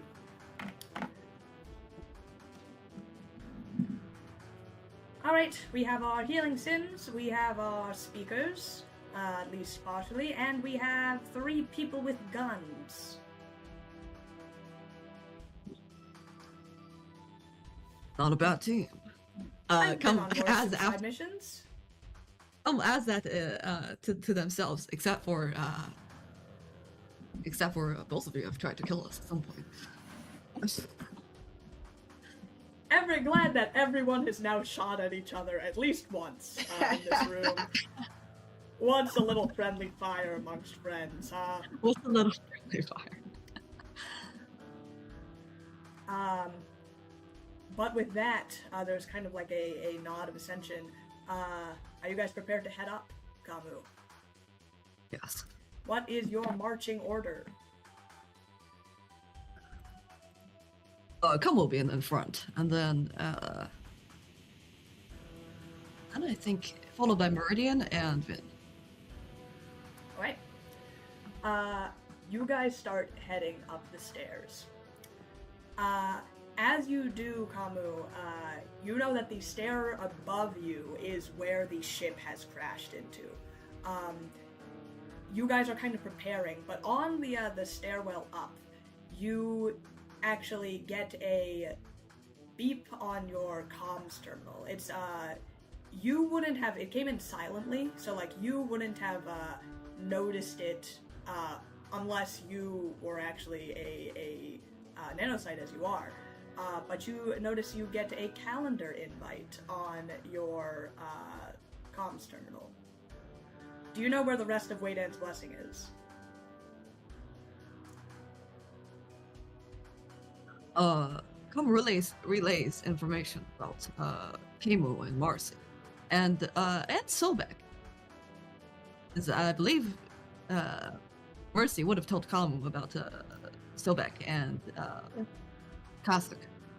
We will say at the meeting you have relayed, so both of you have full information of the map currently. Kimu's in Kamu tied back. Kimu's in bad shape, but we were able to. Well, he's stabilized. He's with Urkel. What about Osiris? Where is he?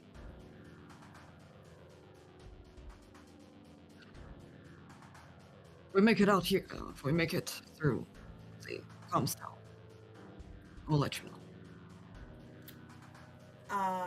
That is certainly an ominous message to get. There is kind of like a pause. You see, for a moment, you kind of hear Meridian go like, "Vin, what's up? You spotted anything?" You see that Vin has stopped walking for a moment.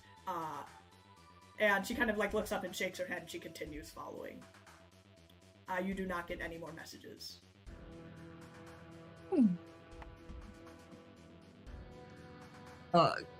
Seeing this little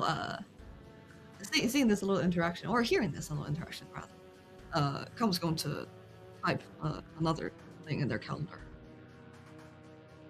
We could be safe. It's complicated.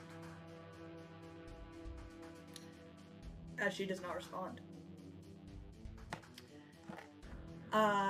Eventually, you guys reach the kind of next floor. You can see at this landing, there's a large kind of like circular hallway that goes around, and through some of the panes of glass, you see the ship lodged into the side on this floor. What's the ship?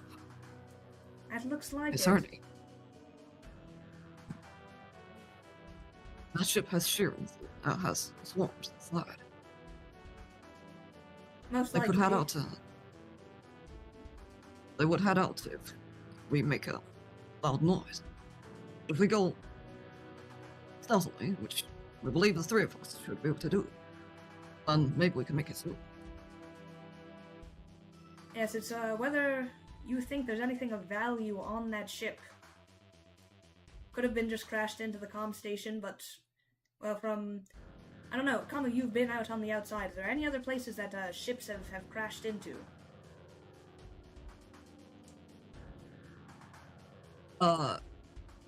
Is this ship much smaller or larger than the ones that crashed?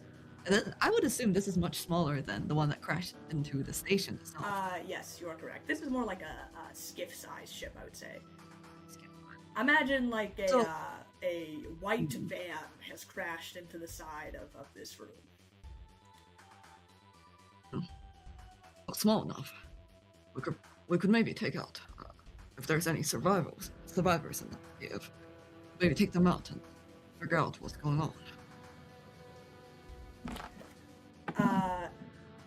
You hear a click over as actually in between you a like hollow screen pops up in front of you in the middle of you guys.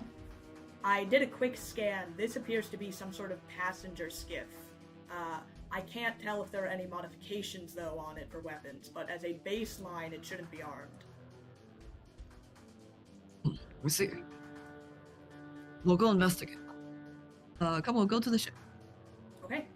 I'm guessing you are doing this stealthily. Yes. Okay. Give me a stealth check then. That is a...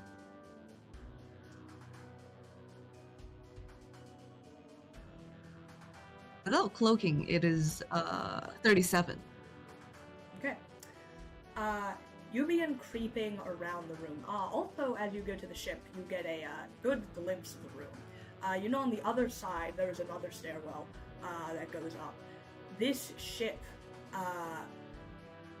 we'll start outside the ship first. There are about 8 or so swarmites that are kind of like wandering via the room, kind of like still trying to like tear kind of metal plating. You hear like creaking as they continue to kind of like mess up this room. You guys are at like pretty high up the tower.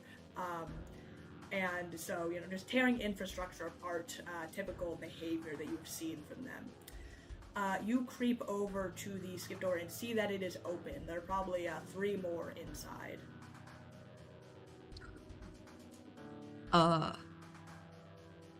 Inspired by Vin's way of communication, Cal was actually going to switch to short range and essentially text the information they gathered to Vin and Meridian. Okay. You start texting this information to them, and you get some like responses. Like you hear kind of chatter back and forth between them. Meridian says, "What are they doing inside? Are they like, why wouldn't they have left the skiff by now? Is there anything in there that they're like guarding or something?"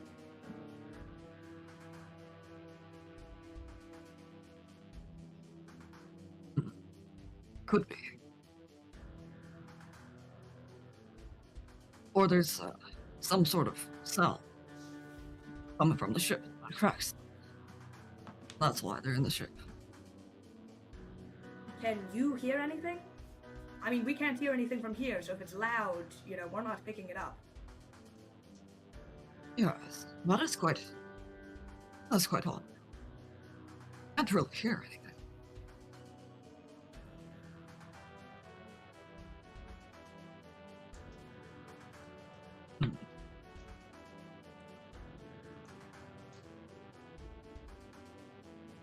If we attack the 3, the rest are sure to push over. You're definitely gonna make a lot of noise. We can try to go in there and investigate it. Get out before they notice.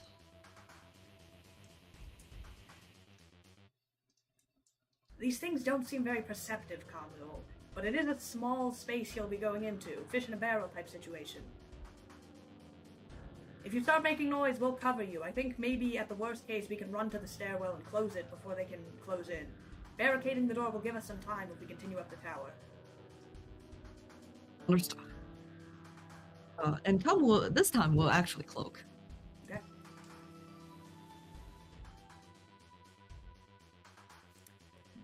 Come, give me another stealth check as you enter into the skiff. Okay. 46. Okay. Or stealth. 46, Kamu, you sneak into the ship. What you see is very strange. From the outside, you could just kind of see the silhouettes of these Shirin in here, right? When you are inside, you get a better scope of the situation. One of the figures you had seen was the driver, essentially, at the front of the ship, slumped over, huge kind of like blood stain on the front console, completely like head down on the console. They look to appear to have taken some damage, probably when the skiff crashed. The other 3, though, the ones that you had spotted from outside, are kind of like sitting in these chairs, and that is all that they are doing. They are sitting completely, perfectly stock still, eyes open, just staring ahead. Cum goes in, and Cum is going to stare towards the direction look towards the direction that they're staring at. They're just looking straight ahead, so that'd be the front of the skiff. In that case, Cum will go to the front of the skiff. At the front of the skiff is just the driver, who is kind of like slumped over in the chair. Cum's going to carefully remove or Is the driver dead? Question mark. Give me a medicine check. Okay. That is a 22 for medicine. With a 22 for medicine, you could tell, yes, this Sheeran died in the crash. Cole's going to gently remove the driver from their current position, and probably lay them down on the floor. Okay. You place them down. Come on, give me a perception check. Did they see you do that? That is a 23 for perception. Kamu, you set down the driver and you look back in full view of the other passengers. They do not move. Okay. Something you do notice, though, kind of looking at the uniform of this Sheeran that you placed down, you notice that all of the Sheeran in this vessel are wearing the same uniform, ship-shaped packing, some sort of like, essentially, you know, like a shipping company.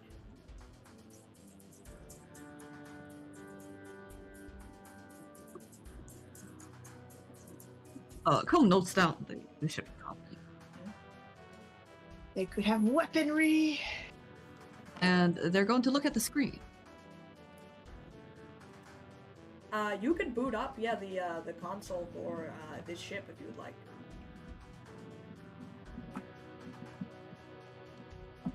Okay, sure. I'm just going to do that. Okay. Give me computers.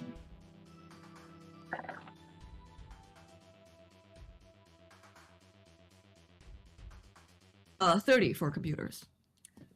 34 computers. Okay. Kamu, you begin to boot up the computer of this. This ship is in pretty bad shape, having crashed through the wall of this tower. So as you boot it up, there's a lot of kind of like static clicking, a lot of like sharp kind of sparks from the terminal. Outside the front window, you see a couple of Sheeran turn their heads to you. You kind of get a text on your comms terminal, both from Vin and Meridian, who at the same time say, "What the hell are you doing?" The ship might have important information. And seeing that the Sheerans are coming towards here, Com's going to open the... Actually, Com was going to prepare their minigun. And they're going to text text Vin and Meridian. If we can get them in a line, we can use minigun and take them all out. You said that, you see the figures of Meridian and Vin in, like, back behind some of the furniture, like they're talking to each other, obviously. It seems they're scoping out a plan.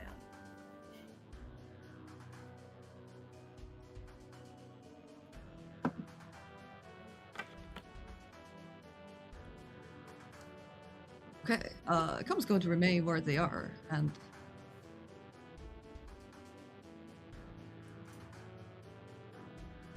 essentially, and ready Cheryl to spray and pray. Okay. Pray and pray. Spray and pray. While you do appear to, I would say currently the noises on the ship are not particularly like you've got a couple of their attention. They're starting to go their way. I would say you do have time to access whatever is on the comms, whatever is on this skiff terminal right now.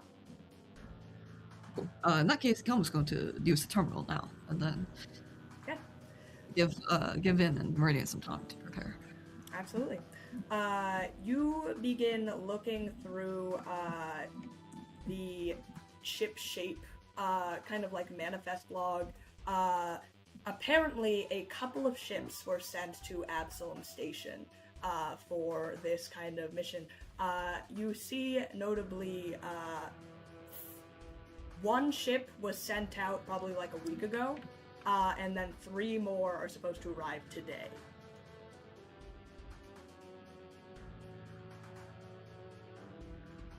These ships, are they all skiffs or are they full-sized cargo ships?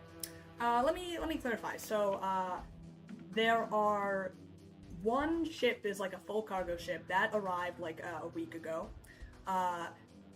A second ship that is like a cargo ship, probably not like a large passenger ship, but larger than a skiff, arrived today, as well as a small kind of cruiser, a little larger than a skiff, but like large car size, as well as this vessel that you're currently in.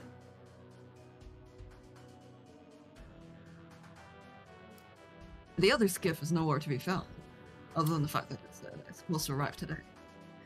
I would say looking through, it tells you where they were supposed to arrive. So, one ship was supposed to essentially carry things to the eye. One ship was supposed to be at on the cargo, was supposed to arrive to cargo bay on B, B5, and a third one is supposed to arrive on deck D.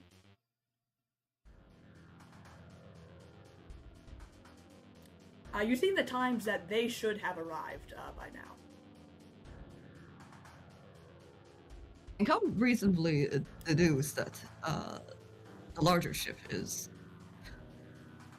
You said the ships are larger than the or slightly larger than the skiff, or just one of them is larger than the skiff. So the large ship that's launched into Absalom Station itself that caused the quake, it could be what this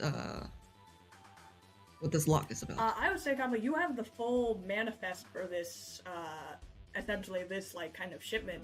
So you know exactly what these ships look like and what their crew is and what, like, they were carrying. Okay, can we get all that information? Yes, you may. I would like to. Kamo, I would say you probably recognize, you have seen the large cargo ship, the one that rammed into cargo bay on B5, the one that you had first seen when you had just stepped out of there. That was for shipshape packing. It had a large crew contingent of all Shirin. How many exactly? I would say the crew was probably about 20 for that ship. There's definitely more Swarmites than that on Absalom Station itself. Its cargo, though, is very kind of like... Give me a... What's the science one? Physical science check. Is this a Trojan horse type situation where the cargo is actually Swarmites? Give me a physical science check. That is a... Oh, we're 2 points away from physical science. That's fine. Physical science. 23 again. I would say that the cargo manifest for that ship seems small to you for that size of ship.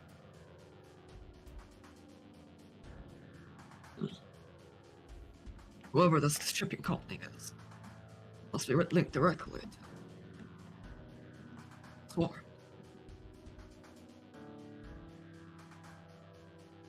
Come get a copy of that information. Absolutely, yeah. And how large is the one that lands on D, deck D? It is slightly larger than this current ship you're in, but still like vehicle-sized. Yes. So can you say all the decks again? 3 ships were essentially supposed to land on, one at the I, one on deck B, one on deck D. Okay, so C's good. There was also a ship that arrived about a week ago. Oh. But then, a week ago, it was just a slime, or no, slime was now. Did anything happen a week ago? On Absalom? You guys probably left about a week ago. I can't remember what Tobar said.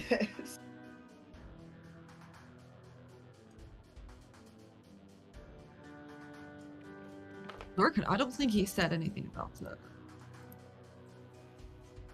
Or like, somebody said like there's a slime incident, and before that there's like something else. I mean, they said the refugees arrived. That's the other thing. Wasn't that also today though? No, I think the refugees arrived a while back. That's why Flemeth was making calls back and forth to settle them in. Oh. But they didn't board through. They didn't board through the that cargo ship. It probably has their own vessel. Maybe they took that chance to like set up their stuff, communications or whatever. Presumably, they're the ones that brought the orb. Hmm. And Oh, is that when Osiris started getting control? Wait, when did Elms die? Oh, Elms died a week ago, right? Elms died a week ago. Yes. Okay. This probably happened after Elms' death. Oh. So yes, they couldn't have killed Elms. Going through kind of the manifest, it seems standard kind of stuff for this ship. The one that arrived a week ago seems pretty standard. Until Kamu, you get to the crew manifest.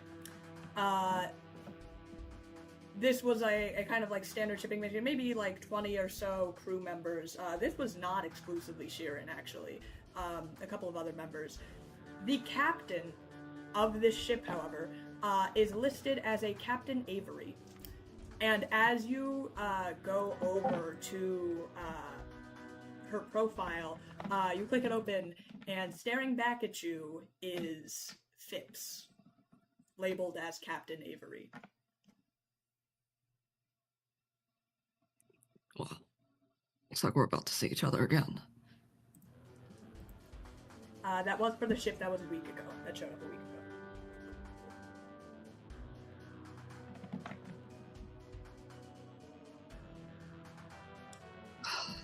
Kamu, there is another spark on the console. You are running out of time to research what this ship-shaped packet has on its manifest. There's another spark, and you see that more Sheeran are kind of looking over towards you. If you would like, you could push for probably to look up one more thing on the console. Well, if they're ship people, do they have like an item that's really cool and OP? And cargo people. I'm just going to look up Sue, S-U-E. You get no responses for Sue Kamu. And as you start trying to look it up, there is a huge spark on the console, and suddenly you hear kind of like chittering loudly outside the door. You turn and see the swarm is rushing ahead as you just get a big message from Vin that appear on the front console. Get out of there now. And these Sheeran begin to attack. We're going to take a brief pause there. We're going to cut to Mercy when we get back.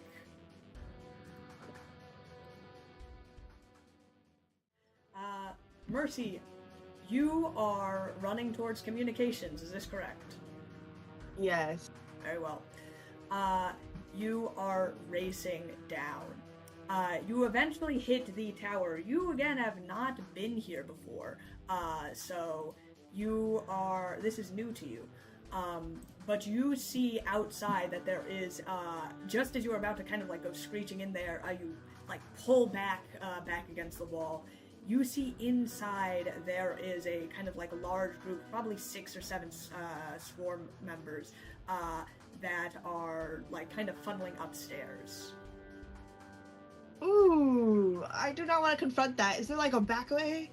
I would say there are 2 stairwells. They seem to be going up one. I want to go up the other way. Okay. Are you going for stealth or speed? I'm not very good at stealth. Let's just run. Speed. Give me an athletics check then.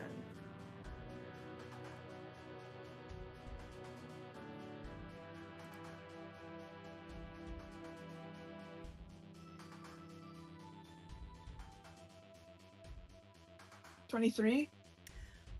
You gun it for the other stairwell. As you do, you notice you catch the attention of another Sheeran, or perhaps the end two who were going up. As they turn back to you, you haul ass up the stairs.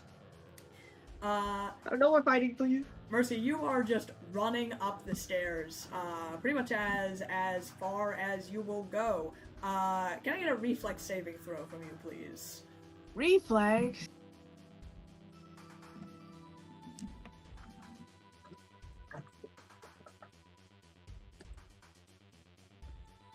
$12? Yeah, that's not quite gonna cut it. No. Oh man. Yeah, you didn't tell Kamu you were gonna come. Yes, Oh you my specifically God, told working Kamu that you were leaving. In which case, Mercy, you are going to take 13 points of electrical damage as you are rushing up the stairs, and who put this trap here? there's this electrical trap that goes off, catching you off guard. How? Is this Hawk's work? Maybe Hawk is here. Do I have to disable it to continue, or can I run past? Oh no, you ran through it, taking full damage. You kind of like stumble, looking back bewildered, kind of like hair, little strand of hair on fire. You can continue going up a floor, or there is a landing here, it appears. Or there's a what? There is like a landing, I think you so there's a door that like opens into some sort of room. Well, going up, it's like blocked, right? That was the You decision? can actually continue going up this direction. Oh. I don't like that you give me a choice. Oh, go up. I gotta go up. Okay. You start going up, and it is then that you hear the chittering of the swarm upstairs. Back down. You get this message to say to get out of there now, and just as you do, there's a huge spark from the terminal as the comms go out. The Sheeran begin to rush over madly towards the ship. I'm just going to take a deep breath in and take a breath out, and aim Cheryl in a cone. And they're going to wait till as many swarms are within 20 feet, within 20 feet of them, before they fire. Give me your attack roll. Okay.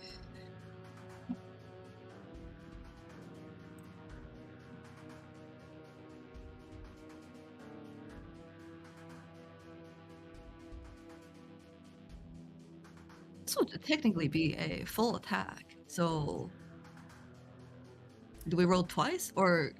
No, you roll once, essentially. Gotcha. Well, actually, Makes- you're gonna roll to hit each enemy within the cone.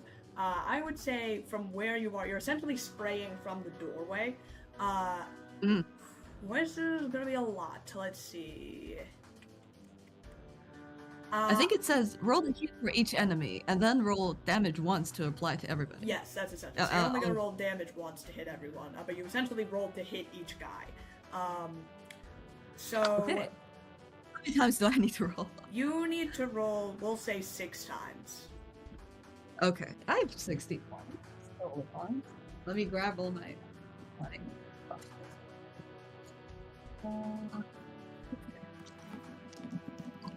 Alright. Here we go. Sorry. I need time to grab the last one, which is right here. Ooh, alright.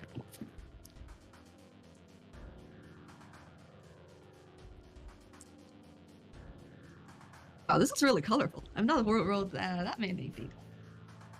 This one. Yeah, rolling multiple d20s at once. Quite an event. Doesn't happen too often.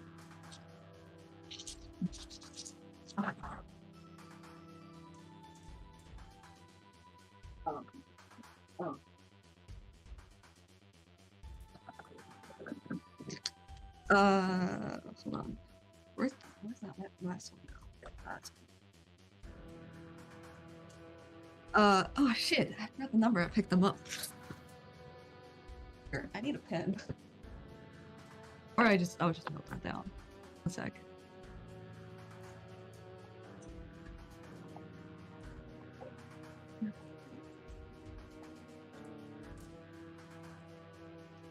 Okay, yeah, that's all of it. Okay, so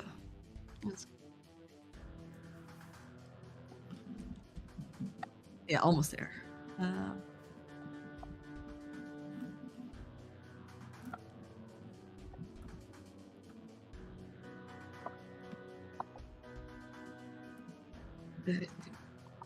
Okay, so adding the attack with the attack bonus,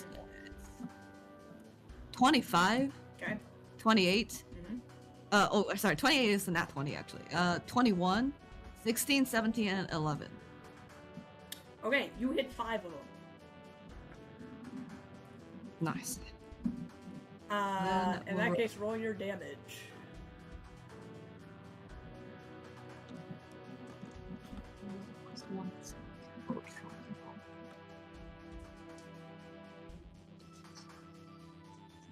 My D4.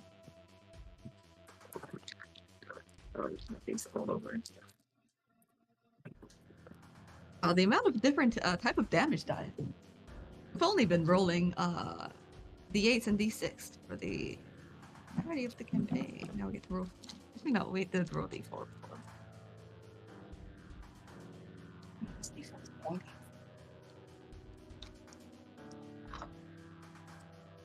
Yeah, perfectly normal. Ignore that. Oh gosh, so many dice. Minigun is a big dice weapon. It is. Oh, this is pretty good actually. 12 plus 8 is 20. That's I got 20 damage?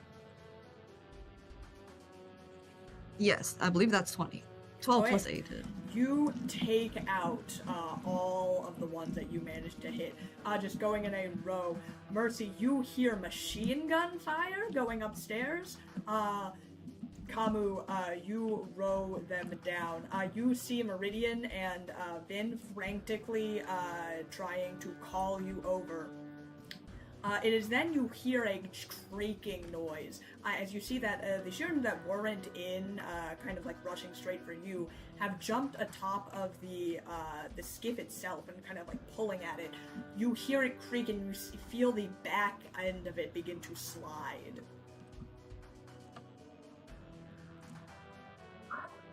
Come get the hell off of that thing!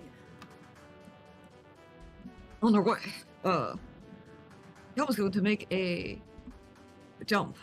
To try to get off the skiff. You are going to give me acrobatics. Okay.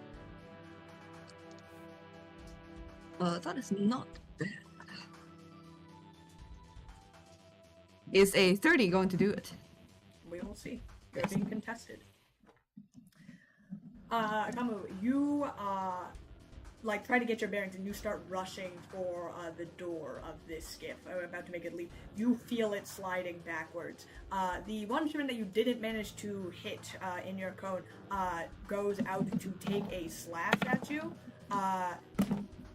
You are going to take 10 points of damage as you get like slashed across the arm as they are trying to like essentially drag you anywhere.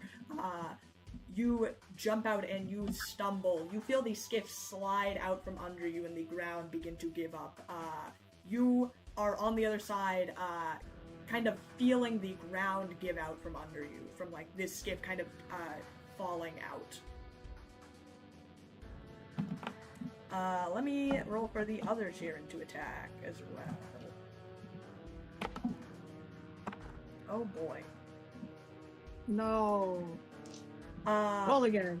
One of them it kind of like rushes towards you, misses you, leaping out to behind you. You hear it like kind of scrabble on the floor as it also falls into the pit that has been made. You hear the skiff careen out and crash. You are out in open air. The other one manages to rush up to you, Kamu. Going to take an additional 15 points of damage as it also kind of clings on to you. You feel yourself starting to be dragged back. Get off us. Vin and Meridian are both rushing up towards you. You see Vin, she is going to take a shot at one of them. She hits. Vin kind of like scopes out to the one that is clinging towards you. Kind of a tricky shot since this guy is on you. But she is hoping to kind of release him from you.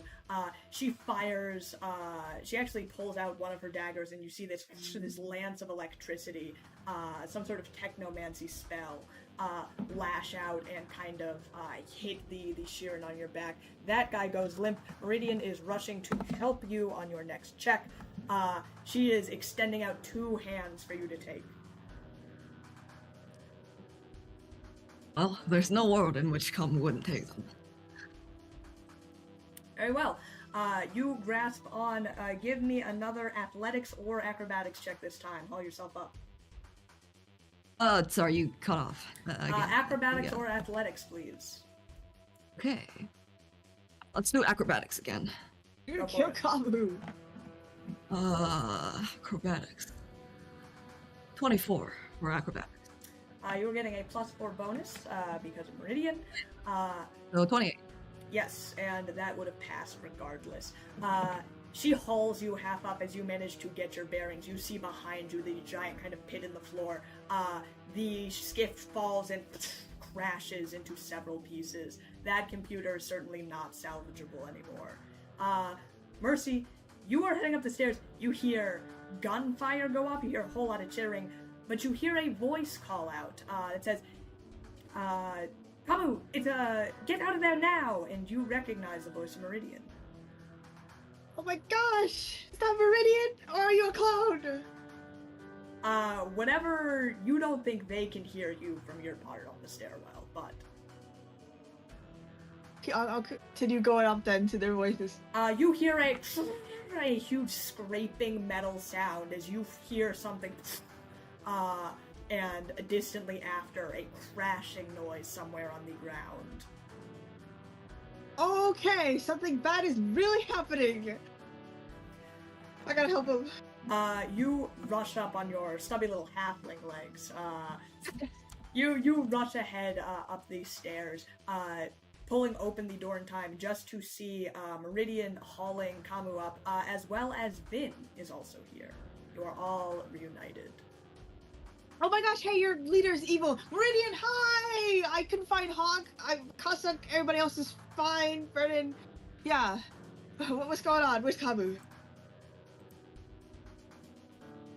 Meridian hauls you up, Kamu. Kamu almost took a terrible, terrible fall to your death. We have a bit of a problem doing that in the eye specifically, I feel like. Yes. You saved our life. Thank you.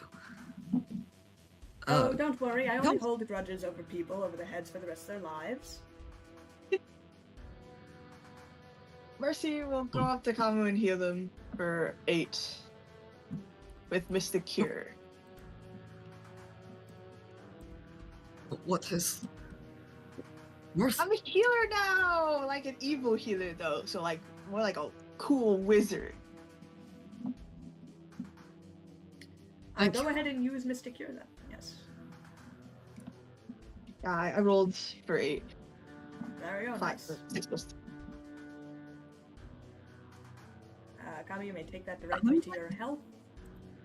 Nice. And then how I many will points use again? MK2. How do you what? How many points again? Mystic Cure? I just have to touch you, and it's for 8. Yeah. Sorry, gotcha. Actually, Right. wait, You not for 8. Wait, roll not for for 8. it. You I'm don't actually roll gonna for give it. you. What? Yeah, you roll for it. Okay, you still roll for it. Gotcha. I'm actually gonna give you 12 because I can also sacrifice some of my health. You can have 12. No, Well, I have a serum, so I'm gonna use my serum to make up. alright, we'll take it. 12, he said. So that's... Roll first. What was MK2? Is it Mark 2d8 2 should or be 1d8? 2d8. Mark 1 is 1d8. I got. Okay, yeah, I kind of ran past a bunch of Sheeran that are chasing me right now, so we gotta go. Yes, there was still... Last time, when we left, there was still some downstairs.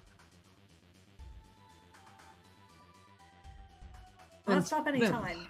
Hopefully, causing that skiff to crash into the ground might have caused a big enough noise to divert their attention, but I wouldn't count on it. Oh, did any of the mercenaries follow Mercy here? We have backup, please. I would say probably not. They look to be... The people who did land here seem to have landed, like, with their own agenda, mostly. They are qualified to help, but a lot of them, you know, had a reason that they were waiting outside Absalom Station trying to get in. Fine. We're on our own here, guys. We can do this. All we have to do is defeat Osiris. and maybe go through. Let's go! You see, as you are about to head over the stairs, a hologram pops up in front of you. What the hell do you mean by defeat Osiris?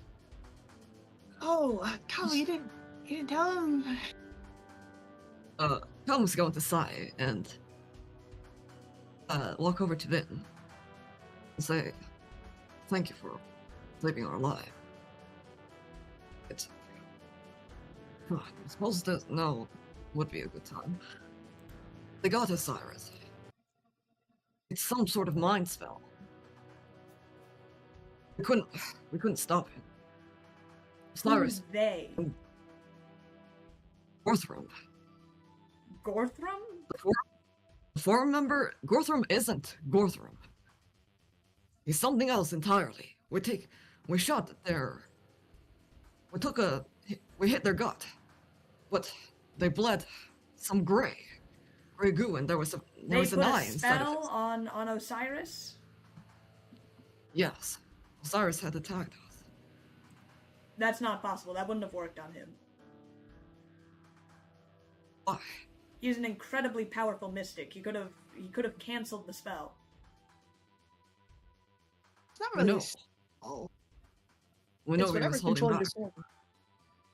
No, he was holding back on the spar we did. We almost didn't make it off. But What, he attacked There was- you? yes. There was something going on. Look. Osiris didn't mean it.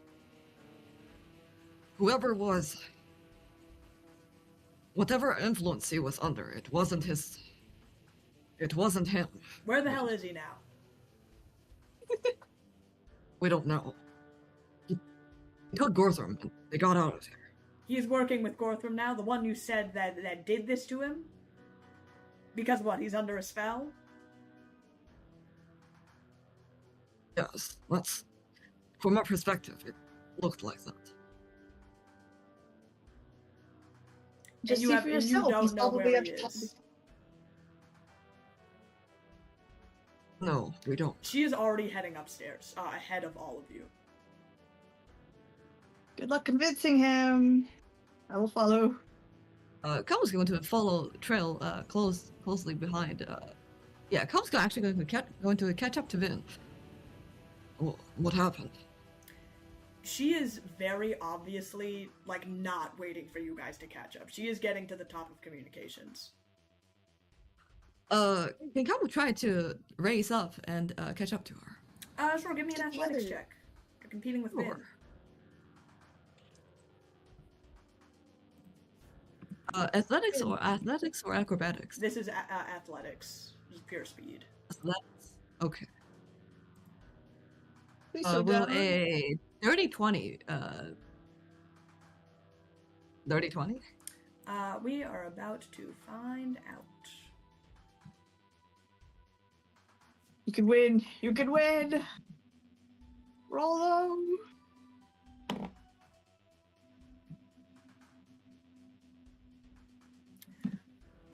You start racing ahead. Vin makes it to the control room before you do. You go up there. You see immediately the floor appears to be pretty cleared, actually. Not any shearing here. She races ahead and starts messing with the consoles. I guess he's not here.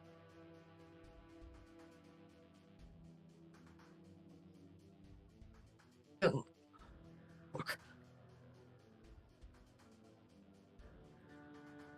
We know you and Osiris go a long way. But the people have died today.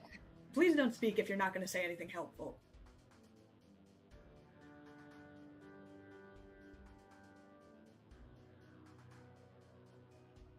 You don't need to be rude. They're just trying to comfort you. If you want to be helpful, help fix this comms tower right now. She kind of like pulls out some wires. It appears that the tower itself is not in too bad condition from up here. That ship crashing into it did some damage, but this looks like it's probably not that bad a fix. I will guard the door. A little bit tense in here now. Cobb's going to help Vin. Use the help act. Well, use the help action. Help Vin with mechanics, I believe. Okay, go ahead. Yeah, roll for engineering. Engineering. Helping on engineering. As the two non-tech people, Meridian and Mercy, kind of guard the door, Meridian kind of like whispers over to you. Are we sure we can trust this android? Oh, definitely not. She tried to kill us before, but you know, Yeah, we're and allies she like for now. did some brain screwy shit with Kamu. Oh, And yeah, she tried to did kill that. you, literally. Yeah. But you know, I'm assuming that because there's a bigger threat, you know, Well, two and enemies now, become allies. all of a so sudden, her, it's temporary alliance. best buddy Osiris has gone off the rails. I mean, do you think that's a coincidence? I think it happened because he's too trusting of people. Of course, he would trust Gortham of all people, but it's not really Gortham, so everything's fine for I now. suppose Vin would never be stupid enough to make that mistake. I don't know, man. He's not dumb, but just charismatic and yeah. I'm gonna. Well, he probably touched the orb. Oh, do you believe us yet about the swarm business? Look, right now, I know that in this room, with Kamu and you, is someone who tried to kill both of you. And now you're saying that her confidant, her number one, has gone off the rails and done this attack on Absalom Station. What happened? Sorry, did that cut out? No. Oh. I'm just saying it's a tad suspicious is all, and now we brought her to comms. Well, there's three of us and one of her. If anything happens, we can always overtake her. Oh, yeah, of course, before or after she destroys this place beyond repair. Shenandro, can't you just do some mind shit to, like, I don't know, take out the comms or something? I don't think that's how it works, but I think it'll be fine. She's more concerned about finding Osiris. I know from someone who is looking for someone. She's not going to do anything right now until she finds out where he is. I have my doubts. I have my guns trained on her if she tries anything. Okay. I'm telling you, it's going to be fine, but you can do what you want. Kamu, as you are helping Vin, Vin's process to fixing things is very much unlike you. She is not kind of doing anything. She's just kind of like sitting there, kind of like in some sort of trance, you think. You like hear kind of things coming from the console, clicks and beeps going off. But she's not like physically kind of touching anything. That is weird.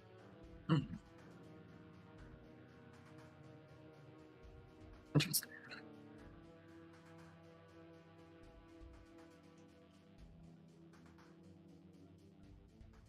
I'm guessing you've learned hacking. Well, for as far as you've existed. She does not answer. I prefer the silence, actually. It's nice. You don't get a lot of these right now in Absalom Station. We didn't do a proper introduction down there. It's third level. Our name is, well, our original name is CRN. Cell Regeneration Nanosite. Created in a lab to, well,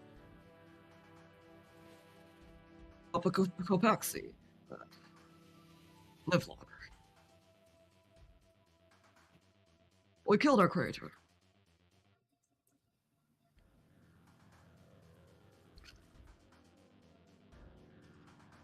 Anyways, that's the shortened version of the story. Perhaps one day we'll get to the pleasure to hear about yours. As you say that, Kamu, all the lights in the comm center go off. Headlights? Like emergency lights? You see the emergency lights flicker on like wildly, and they also shut off. Everything is dead silent. What did you do? Oh, what the fuck is going on? Kamu's going to find Vin, who is right next to them. Probably. Vin is very easy to find. Vin, what happened? Vin is not moving from her position. She didn't even flinch when this had happened. Kamu's going to use their knowledge of technology to see if what has happened to Vin. What are you fucking doing? Shoot her! She's doing something to the tower! Hey, relax. No trigger. No, not yet, Meridian. What if we all die in the next 5 minutes? Calm down. We won't. Okay. Something's going wrong. But...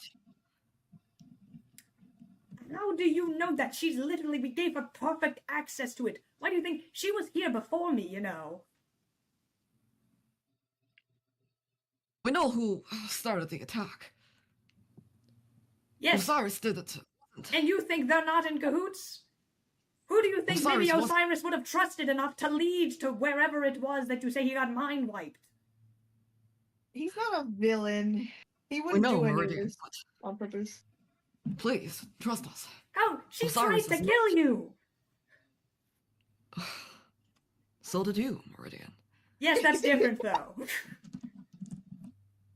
We know, but... Got you there. Please, just give us a... I was also only trying to kill you because you were all being idiots and following me. Yeah. I wasn't going to kill you for no reason.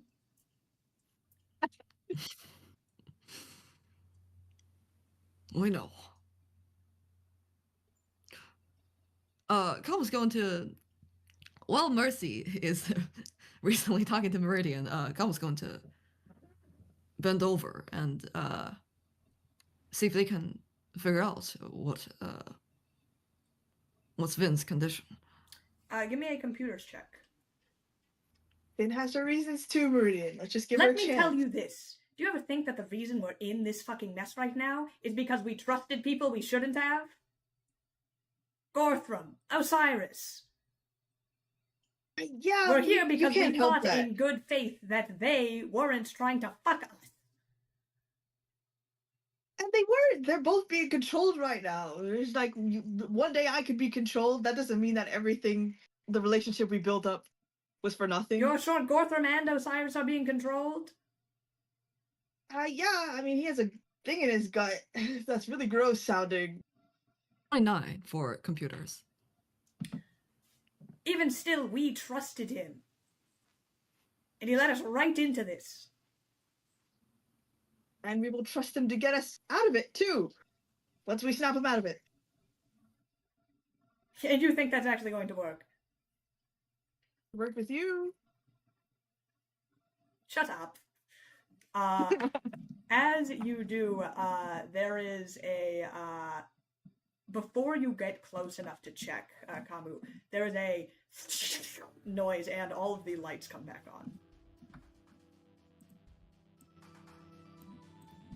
Oh, see, Yeah, everything's fine. You see, Vin, you suddenly get your hand grabbed, Kamu, as you were just about to kind of reach towards Vin.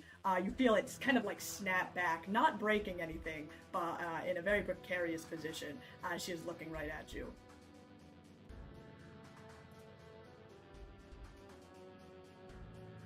Are you back? What happened? I managed to get comms back up.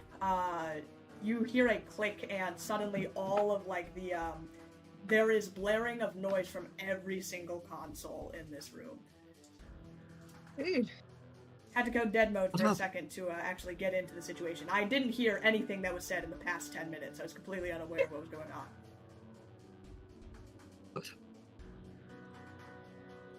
What do you mean dead? I was going completely interface to try and connect to the communications, get it back up and running. Not an easy feat, thank you. Understood.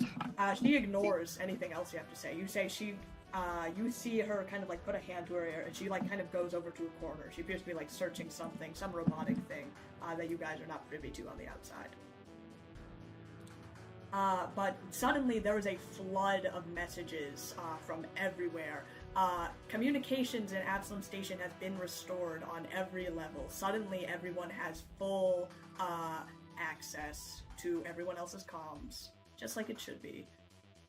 Okay. Meridian, Mercy. It's been restored. Come here. Nice. You see Nothing to worry Meridian, about, Meridian. like, eyes warily Vin over in the corner still very distrustful. Calm down, Meridian. We're gonna be nice. And you think Thank she you. was just restoring comms when she did that? Probably not, but probably nothing that will hurt us. We'll Maybe have a she reason. found out where Meridian, Cyrus is. Yes, like we've said, we all had our reasons. I would like to get on the comms, immediately asking for, hey, are there any stewards gathered? Can we all gather? Where did Soul say where she wanted people to gather? When you get this, you see like a whole burst of like kind of comm static. There is a steward-specific channel.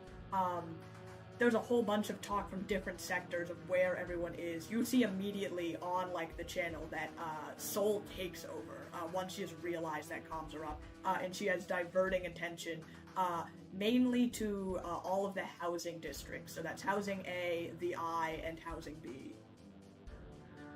Hold on. yeah. Can we pause for a second? Yes, Okay. absolutely. Let's take a quick break. It's just a lot of communication. Yeah, a lot of and- backfilling. Damn, that was a good sound of static. That was a good static segment. Yeah, I know. I was like, it's okay. It'll live in my head now instead of on the screen. Essentially, just to catch everyone up, because I forgot to start the recording. Comms is back on. They have done some rearranging about where to send people to maximize, essentially, defenses. All of communications is up. Stewards is on the move. The people that need help currently are housing blocks A and B, which is being taken care of. More importantly, though, Tobar and Hawk have been discovered to be on deck D, with apparently a contingent of children who are also there with them.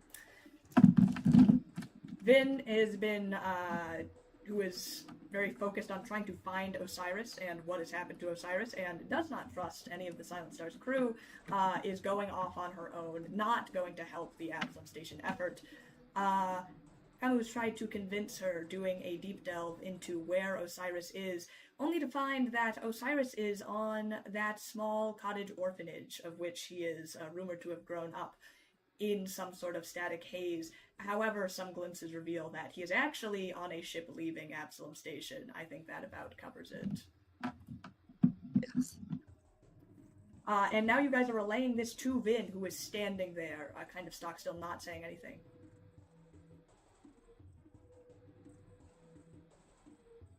Vin, Hello? Are we in a dream Osiris again? ever talk?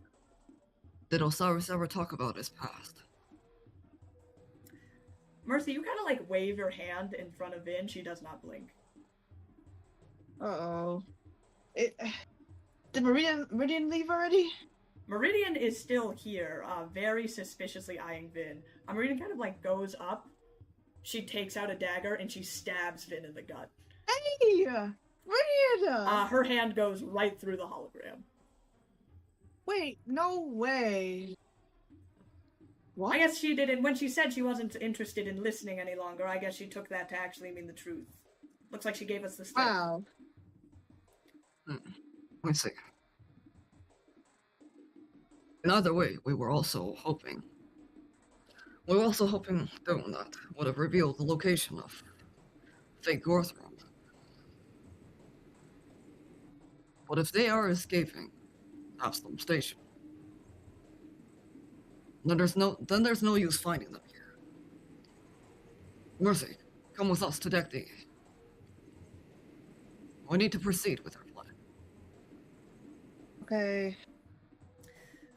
I'll head over to Housing Block A, like you said. I'll hopefully meet up with Vernon and Venice out there, and if we work quickly, I'm hoping we can figure out exactly how bad condition Pete's in, and get her healed up.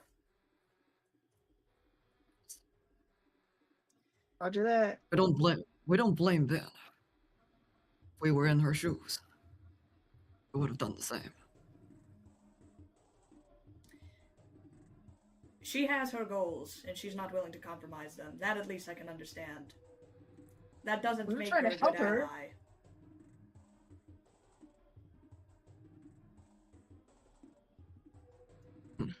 Perhaps.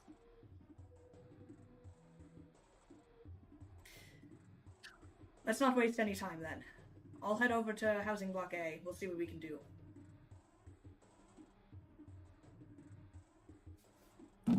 Like this. Calum's going to take off their scarf. Actually. Too hot. And put it on Meridian. You place this scarf on Meridian. She kind of looks around. What the hell is this? What are you doing? First she takes a picture. Looks good. Go on. I'll return this to you once we all get back alive. Less useful than a dagger, but that'll do. We'll see you later. Don't act like you don't have your own troubles to go through. Deck D isn't exactly a, well, safe haven, if you will. Even when it's not being attacked.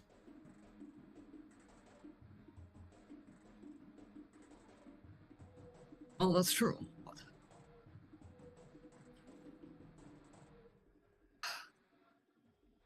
we're not exactly a stranger to fighting anymore. Well, suppose that's true for all of us. Don't get yourself killed. She gives you a nod, and she heads out the door. Cute. I guess I'm heading over to the elevator then. Okay. So, current plan. You guys are heading down to Deck D to try and meet up with Tobar and Hawk. Is that correct? Yes. Okay. Vin has disappeared. A Meridian is heading off towards Deck A, and you guys make your way over to Pupil Station, the large kind of elevator kind of train station that goes through the decks of Absalom Station. You manage to get there without too much complaint. It is currently bustling, like going up and down. You see a couple of crews of stewards and everything. It does take a while. Again, this is like a train station, so you do have to kind of like wait for platforms to come through.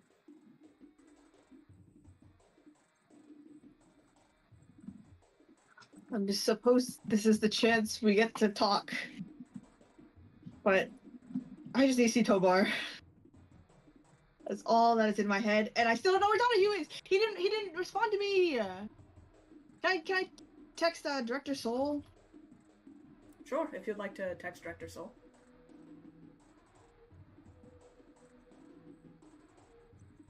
Just ask her where Donahue is. You send her this message. Kamo, any preparations or anything that you would like to get squared away as you spend the next 20 or so minutes waiting for the elevator, essentially? Can we make 30 minutes for a short rest? Sure. I would say if you guys want to wait around, probably the actual train takes a while. If you guys would like to take a short rest, I will allow that. This is essentially some free downtime. Yes. Okay, yes. Yeah, Colin's going to take a short break. Okay. Both of you short rest up then.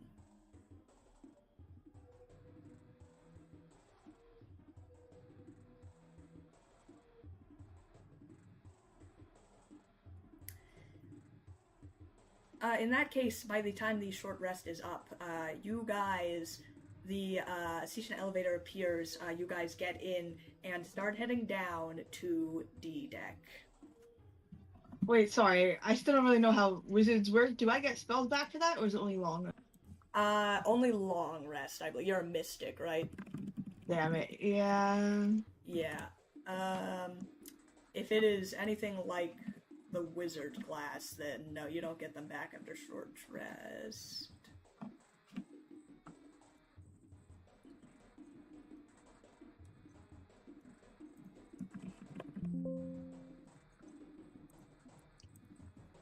I actually don't remember what my class name is. Mystic. You are a mystic and a Solarian. Okay. I'm gonna add that. A night surge renews once per day, so I don't think that's going to increase with the short rest.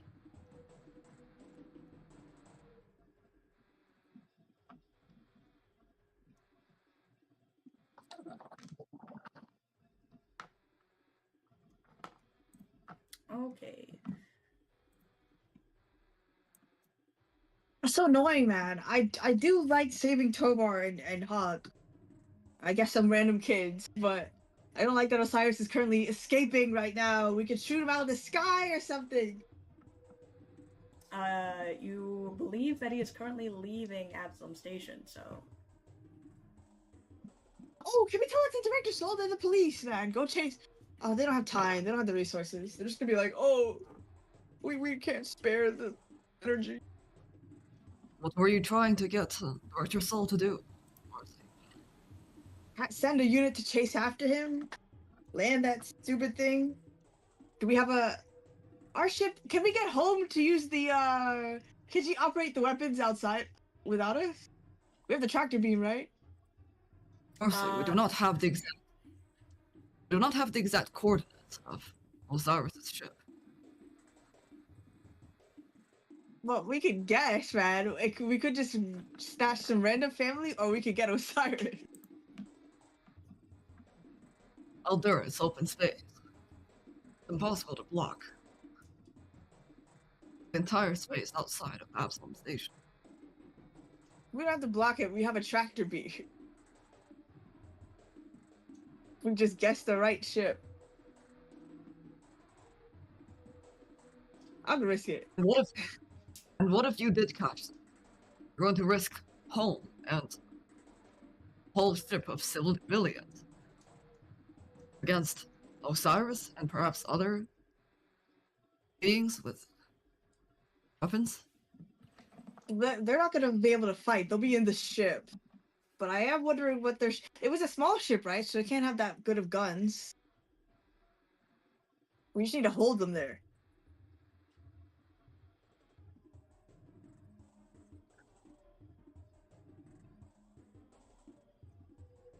Their main objective is escaping right now, right? So even if we grab onto them, we'll tell Home to let go if they're about to like get blasted. Even if Home agrees, people on that boat wouldn't agree to chase over a rat chase of some random ship. Well, we could ask Home to scan around. Our ship has the ability to scan nearby vessels. We could ask them to scan for the small ship and get an idea of what general location they're going towards.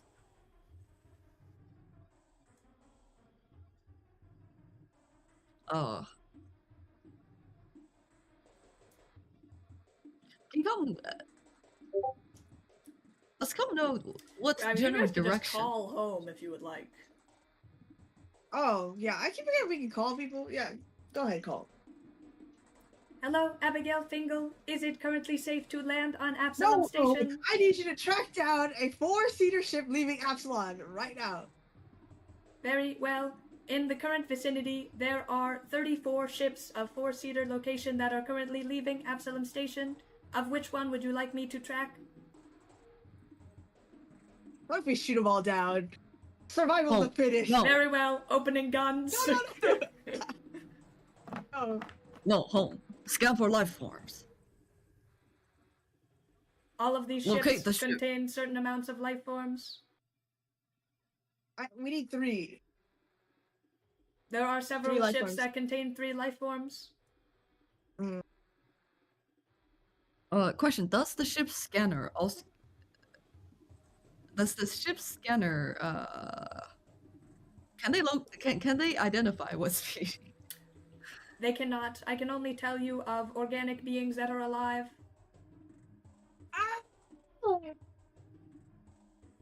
He's getting away home. Who is getting Is- away? Person that caused the well. I'm assuming he's on there. Wait, you didn't see Gortham on there. Where did Gortham? Did Sue eject from that body? No, it's likely that Northam is more of a disguise of some sort.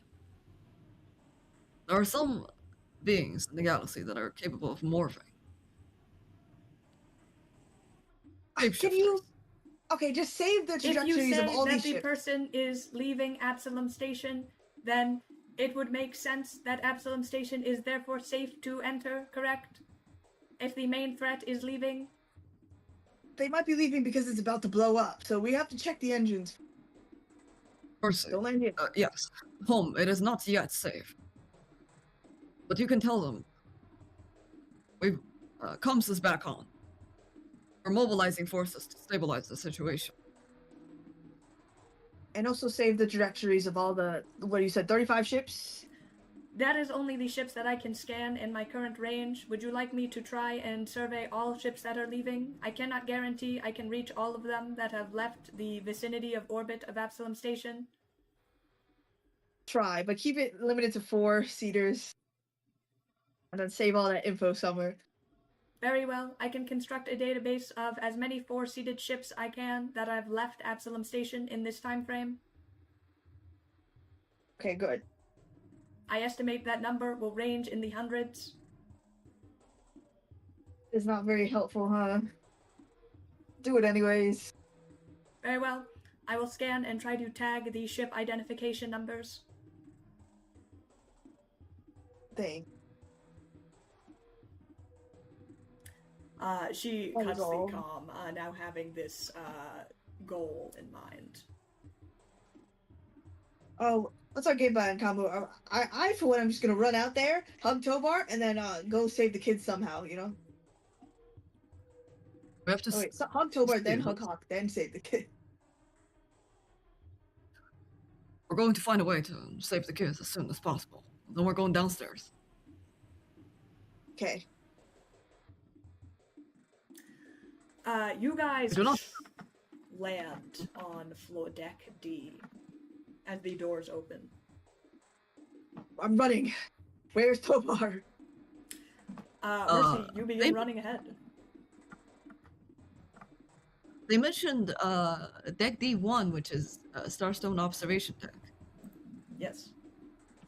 So Com's going to head over there. If Mercy is running the correct direction, in the correct direction. Yes, there's not too many avenues. Deck D is much smaller than the other decks. They kind of shrink the further down you go. You start rushing towards Starstone observation deck. Mercy, you are racing ahead. Eventually, you see the situation. There are a lot of kind of corpses of swarm members that are lying around. But eventually, you kind of reach. There is this large kind of hall. kind of nearby is the observation deck for the Starstone. But more imminently, in this kind of ring area, you see this giant hallway of which there's this huge kind of gap, about like 300 feet, where there is a giant hull breach. There is an atmospheric barrier kind of in between those two areas, and then there's kind of a secondary section on the other side. I go as close to the breach as possible and look for my orange boy. You don't have to go that close. It seems that the only people that are here on this side, on the other side, you see a group of like elementary schoolers that are just over, kind of like huddled about. There appears to be like one kind of like teacher figure with them, the only tall person you see on that side. On this side, Tobar is kind of standing back. Watching as Hawk is frantically setting up a whole bunch of shit on this side. You see he has tied a rope to himself. This long rope that is attached to some sort of contraption.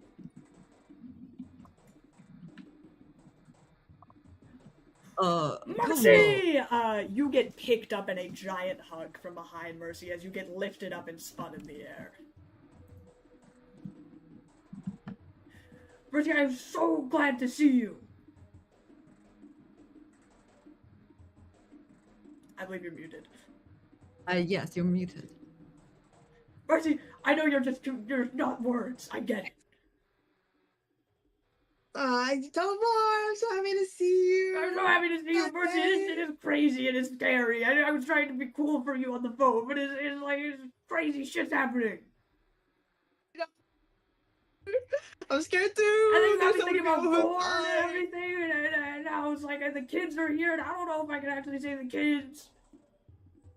Don't worry. We're gonna save them right now. Hawk, stop right now. What are you doing? Hawk has a manic fucking look in his eye. Hawk is also not looking that great right now. Like health-wise, he's not doing so hot. There is like a bunch of burn marks, a bunch of technology marks. He is covered in a bunch of scrapes. And you see he is frantically like tying this cord around himself. He seems to have like hooked it up to some very obviously scrapped together like winch that like reels stuff back. Come will rush over and put their hands over Hawks and help them tie the knot. Come, Mercy, you're here. You want him to do it? Hawk, listen. Look at us. Look, I've already been thinking about the plan, okay? It's only about like 200, 300 meters gap. Now, organic beings can be in dead space for a small amount of time before they die. So as long as I can shoot myself with high enough velocity to get to the other side, I can establish a connection there. I can see what they've got going on that side. Maybe try to get some sort of atmospheric barrier in between. Lightly knocks Hawk. Hawk. What? Listen to us. You've done good here. We got you. It's calm. Yeah, I know. And it's great that you guys are here because you can help. I just need like enough power, enough force to launch me fast enough across the gap.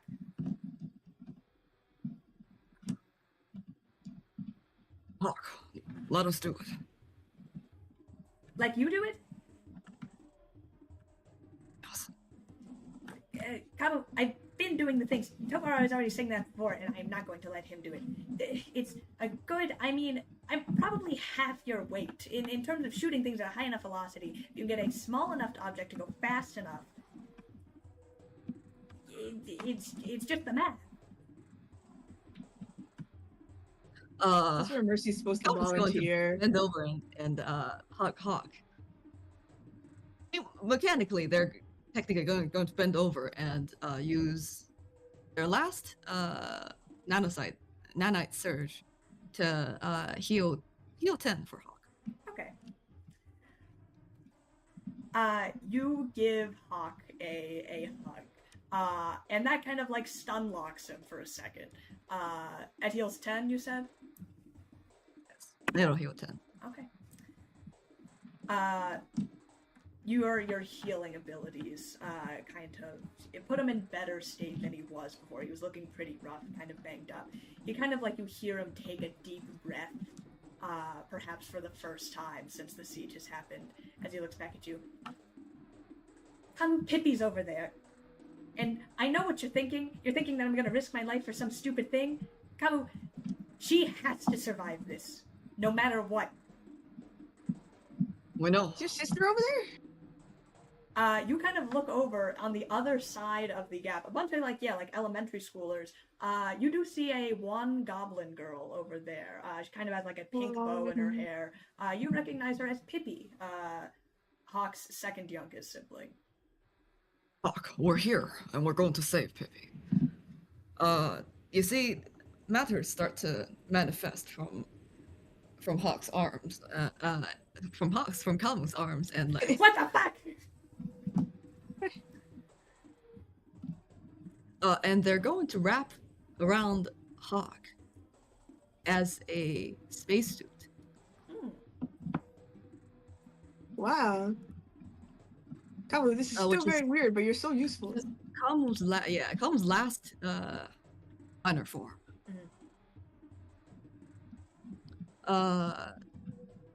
Yes. This tech will essentially allow you to walk in. Well, it allows you to walk in space. But it is not an armor. Whenever you take damage, you must succeed at a reflex saving throw. You're not gonna get hurt out there, Hawk, right? No, I'll be super careful. Of course not. Okay. So you have space suited up Hawk, and Hawk did go on the spacewalk with you before. You see him tethered kind of to this side as he looks across the gap. Remember what we did on the spacewalk. You know physics. You know how this works. Pretty good. Don't exactly have a bachelor's in it, but, studied enough to. Well, it feels like it's gonna take a while to get literally everybody one by one. No, or is he building a bridge? What is he doing? I didn't really think that far. I just need to get over there. If there is anything over there, there's probably, more supplies, more tech. Here's the problem. The atmospheric barrier doesn't have enough power to bridge a tunnel between the gap, right? So all it's doing is essentially cutting off these two sections. If I can manipulate it or give it more power or something, or even just like construct something along the way to make it so that way it's bridging those gaps, maybe then that would be enough to get them all over on the other side. Yeah, I do like the bridge idea. Repair. It's worth a try. They'll have to hold their breath though, even if we make the bridge. Well, if we can make a bridge, essentially, because an atmospheric barrier, how it works is it's given its amount of power, it seals up whatever hole it's able to, like a bubble underneath a small gap of air. So if we can get the two bubbles to merge or give them enough power to merge, then it can bridge this whole gap. Sounds like a good plan. Okay, and we give them power by connecting the two? Yeah, if you had to know how to do that.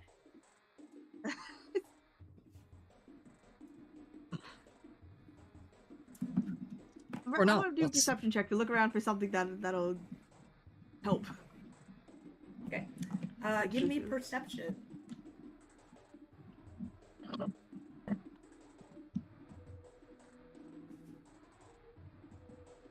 Uh, 31.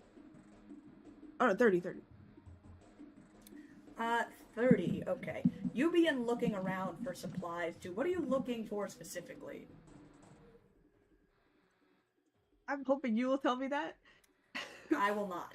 Something to bridge the two bubbles, like he said. Right, which is? I'm like wood. Wood. Okay. You start looking for wood. Kamo, what are you doing? Come will sort of kind of reassess the distance between the two. is this a safe distance for Hawk to pass through? What a great question. Why don't you roll for physical science? That's a pretty good roll. What destroyed it in the first? It's because the ship crashed through.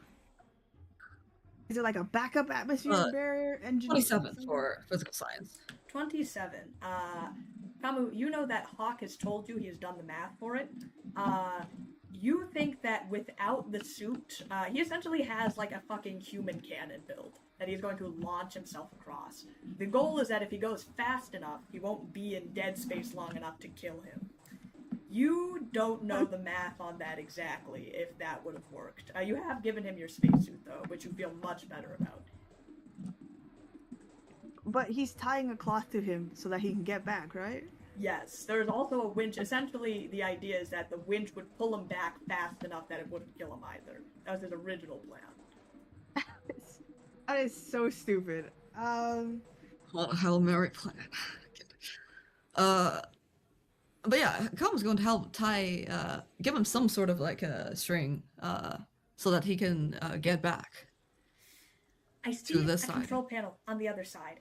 If I can somehow route more power to it, I'd have to have some sort of, if you have anything that has like a lot of stored energy or something, it might help me able to boost how far the atmospheric barrier can go. I have a Akaton battery thing, but is that energy? That could work, yeah. Should have worked. Don't you have one, Kabu? That's my Verdant's gift. I don't want to ever use it. What? Well, look.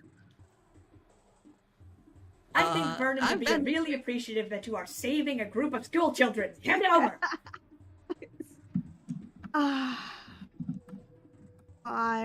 Mercy, now is not the time. Hawk literally snatches it from you. Oh my gosh. Okay, this could work. This could be enough. What a pity. This is a crazy plan. Okay, if you can just extend as much as possible out, if you can like if you build a small enough tunnel, then the barrier will kind of like suction to it, you know, as you push it out. So if you can just not too much to, you know, destroy the thing, but if we can get enough kind of debris in the middle, we can maybe build like a little kind of like tunnel. Physical one. We see. Well, it'll be physical, but that's what the barrier latches onto, into, you know, actual physical matter. Like, imagine if you had a bunch of bubbles and you were trying to link them together into one kind of string of water. Use something else to get the two to merge. Understood. Huck, wait here for a second. Kuma's going to get everyone on this side of the hallway to find materials. And Mercy is ahead of you. Mercy, Mercy, you begin like straying from the Starstone observation deck. You see a lot of like computers that have been blown up by grenades. You think Hawk did this to get scrap to use to work with. And there is like a lot of, you said you were looking for wood. There is like a lot of just like debris, kind of like the exit of a hull. You find like a shuttle that is like just the outside. It's just like the kind of the frame of part of it, like very kind of mangled, but like large, big scrap.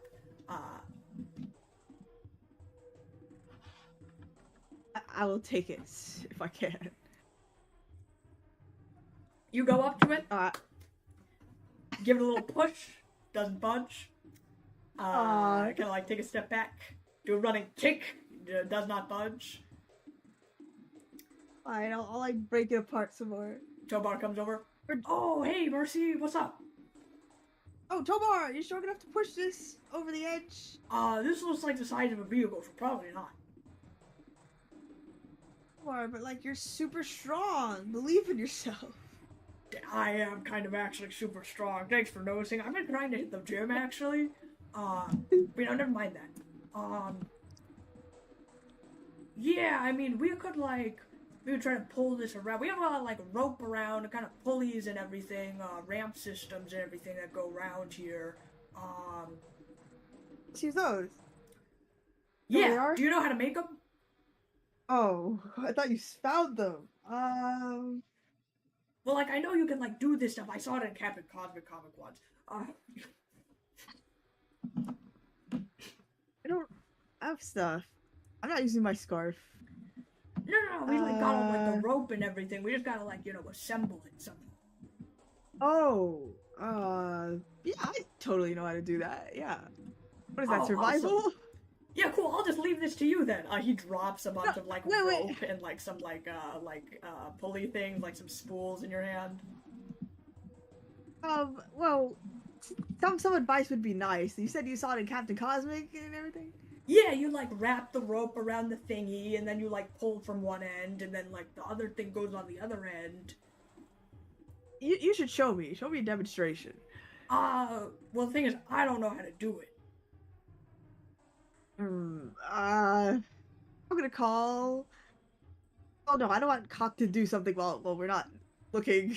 So, is there anybody else around besides the main people? Let's break to Kamu. What do? You are also looking for scrap, correct? Yes. Come will. Well, on this side, is it just Mercy, Come Hawk, and I would say it Tobar? is just you guys. Hmm.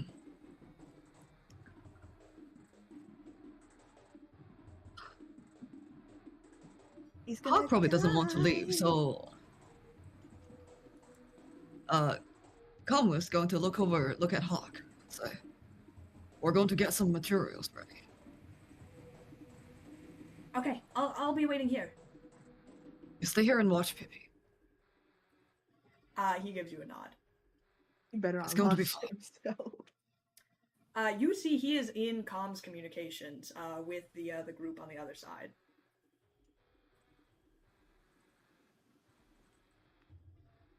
Okay, with that, Kamu is going to join, also join the look for materials.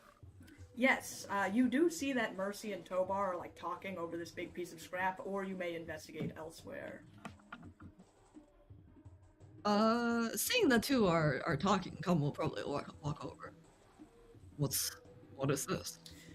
And then I think you do survival like expert. a knot, or no, that's how you do a monkey fish. It goes like this, I think. He's like making butterfly knots over this like spool. That doesn't look right, Tobar. This rope's the only thing we have. Can we roll for engineering? Are you trying to assemble the pulley or what? Yeah, it's actually. Is there welding tools? Give me perception if you're looking for everything else. They just have like scrap material that could be used, but you have to kind of drag it. You said it was half a car. Come we'll do a perception check first, just to look around. It's like, imagine the front end of like a shuttle. I want to put it into drive. 25. Just to make it easier. 25. I will say, like, it doesn't have, like, the wheel, or, like, the engine. Oh. Like, this isn't the engine part of the shuttle. With a 25, Kamu, you begin to investigate around looking for tools. It appears that maybe they were doing some construction around here earlier. Kamu, you head over to, like, this large kind of area with a bunch of sheets over it. You pull it off, and you see something that you have only seen on one of the mugs on the Silent Stars ship. You see a forklift. Oh. And according to the mug that Vernon often chooses from the Silent Star ship, at least one of you who sipped out of that mug is forklift certified.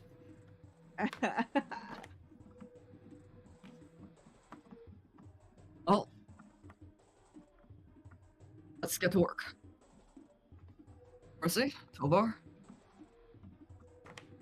Oh, I've seen one of those things in real life. Wait, are any of you forklift certified? Because you're not allowed to ride them. Yeah. What? You guys got your forklift certification without me? That's not the point, Tobar. Gum's going to get into the driver's seat. Oh wait, but like for sure you are forklift certified, right? Because it's against the law if you're not. You'll get really hurt on these things. It's also against the law to assault to kamikaze a space station. But hey, we live in difficult times. Gum's going to drive this thing. Give me piloting, Kamu.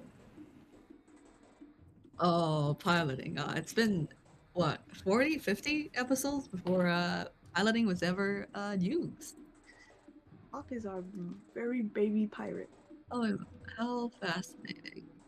That is a 24 for piloting. Kamu, you feel forklift certified. You get in, there is a huge kind of engine rumble as it turns on. You drive this thing, I'm guessing, over to the scrap. Yes. You manage to pick it up, operate this thing, no problem. Dragging it over to where the bridge connection is. From the side of the window, pops out their head and say, "Mercy, Tobar, get to Hawk. Get him to be ready." Oh wait. Okay. Okay, I'm trusting that your forklift certified. You seem to know what you're doing. Remember to always turn your safeties on whenever you are in the vehicle, and you don't even go anywhere unless you're directed to. That's how people would like run over in these things, or like they go backwards. Tobar, when did you care about rules? Well, Thank you, normal rules is fine. Like, whoa, who cares? But forklifts are dangerous, Mercy. Okay, if you say so. A little bit of like hyperleaf never hurt anyone. Forklifts kill. I'm gonna go to Hawk. Okay, you go up to Hawk.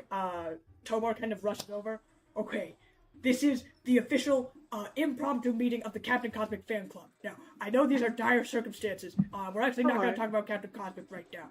So, current plan is, Hawk, you're going to launch yourself across at speeds going up to probably 60 miles per hour across this gap. Kamu's going to forklift over, bring some bridge stuff to hopefully gap between the atmospheric barrier between these two.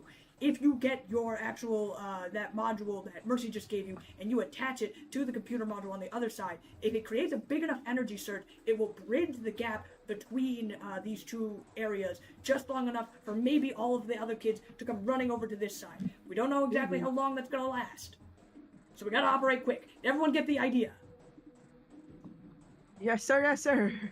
Okay. Correct. Tobar. Yeah, I was paying attention. That's great. And then afterwards, I guarantee you, next Captain Cosmic meeting, we are going to read the new issue that just released yesterday. I didn't read it without you guys, because I love you. It was just that it was a good speech, Tobar. Yeah, yes, the club meeting, yeah. Right. Yes. Alright, Mercy, help me run this cannon thingy. Okay. You go over and you start lining this thing up. Hawk, in his spacesuit, hops into the cannon. I'm very nervous. 3, 2, 1, fire! The cannon launches. Hawk human cannonballs himself across this gap. He gets absolutely launched to the other side. Kama, you are counting the seconds. What are you doing? You still have this piece of scrap. Kama's going to start moving the scrap to, well, essentially to cover the hole, and Kama's going to use the forklift to reach into the area between two the atmospheric barrier to essentially go with the plan, yes. Okay.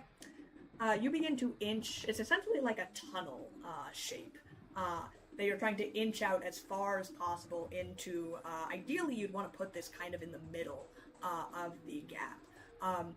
When you pull out the, when you're pushing the tunnel bit into the center, you see the atmospheric barrier kind of like strain to stretch around it. Eventually it gets to a part where it can't bridge that connection because it doesn't have enough energy. But the plan is that Hawk is going to boost it so that way it will be able to reach later. Anytime now, Hawk. You do this in the middle as Hawk is launching.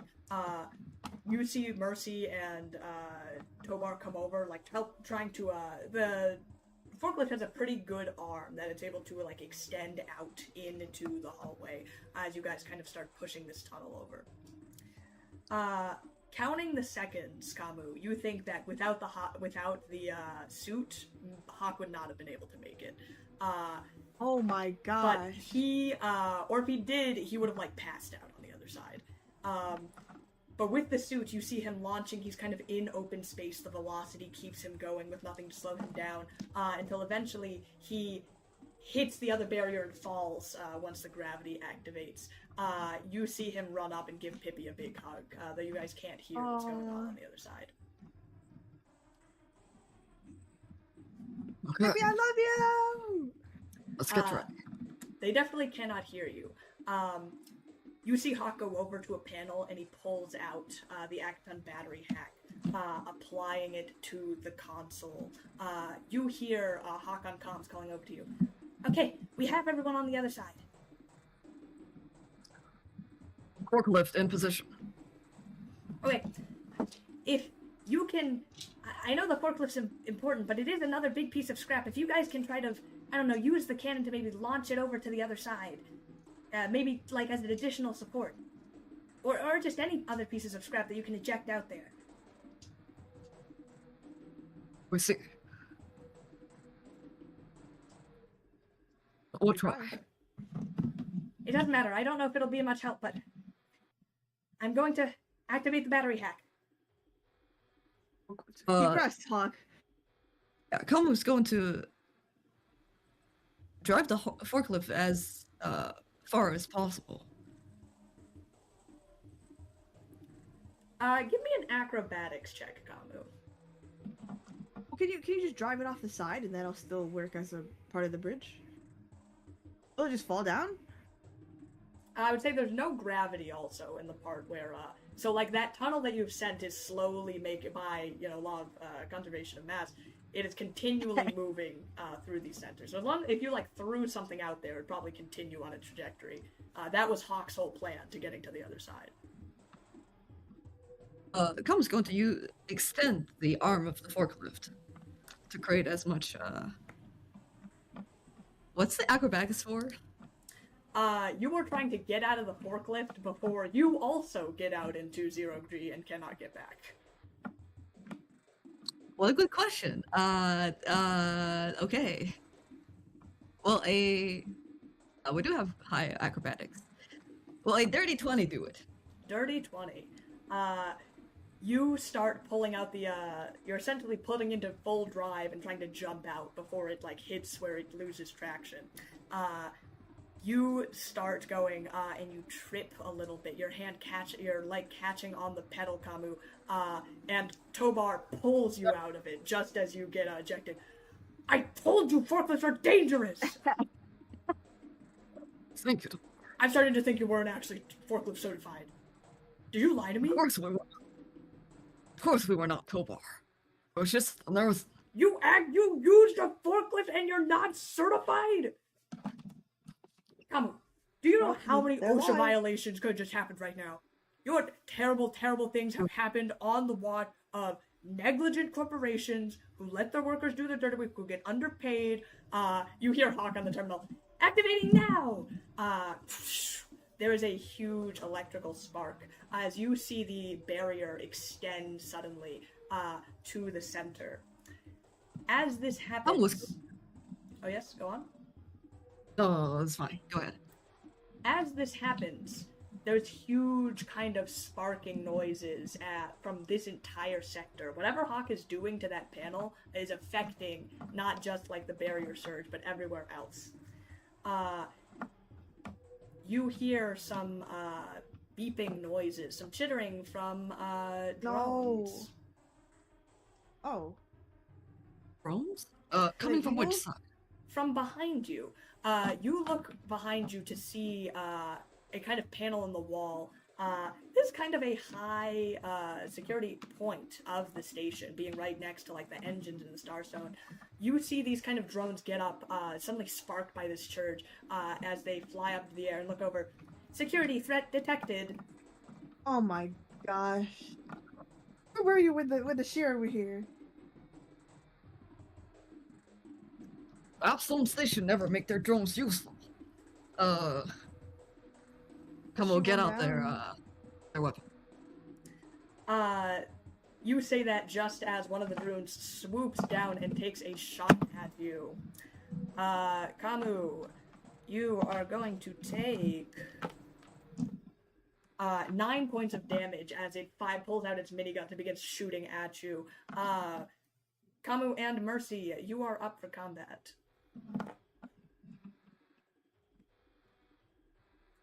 Oh, the drones are flying, right? They are flying drones. You see 5 of them. We'll do full attack.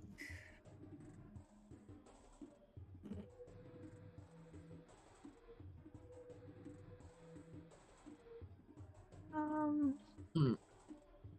Does I'm just going to trick attack one of the drones.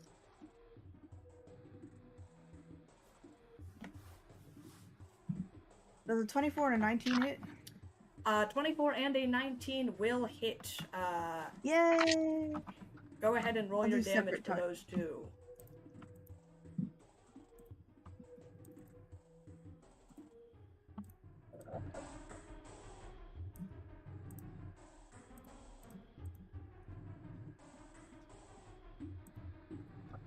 It'll be 16 and 13, respectively. Alright.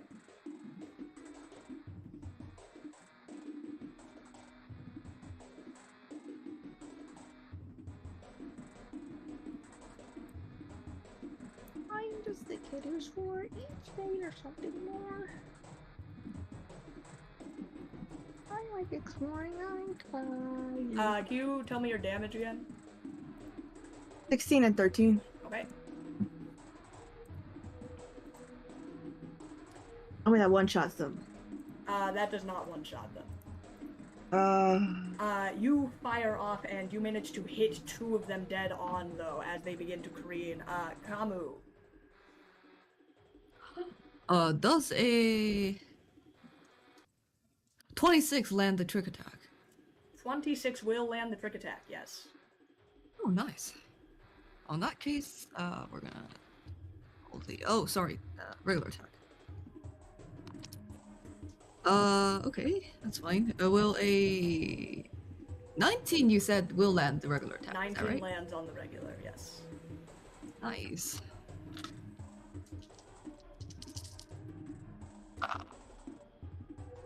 Uh,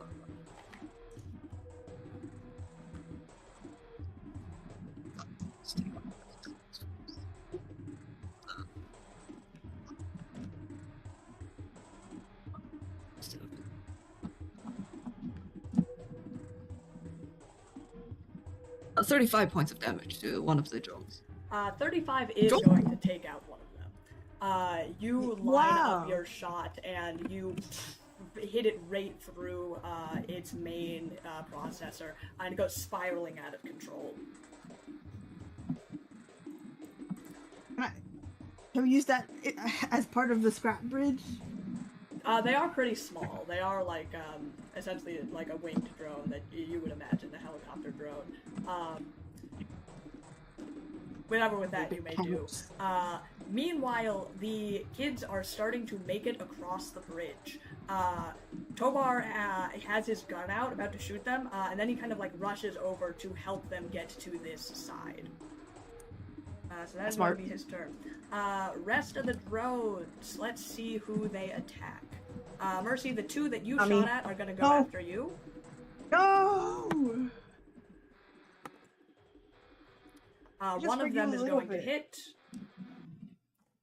Oh. You take 10 points of damage as this one of the drones that you've hit kind of rights back to you and fires another shot at you, swooping really low, just about to hit it. The other 2, one is about to go after you, the other's going to go after Tobar, Kamu. What? Don't touch him! That is a miss on you. That is a hit on Tobar. The other one fires off some shots. You hear him go, ow! As he gets hit by these kind of laser beams, as he kind of like jumps in front of like one of the kids that have just made it to the other side. That's one. But we're going to take them down. Yeah, go! He's pulled out Gorn's pistol and is firing wildly behind him. It is your guys' turn. Up again. Attack 26 and what? 26 and 22. Are those after the same ones that you hit? Yes. That is correct, and they will both land. Come on, dice, let me kill these guys. How many are there? There are 4 left currently.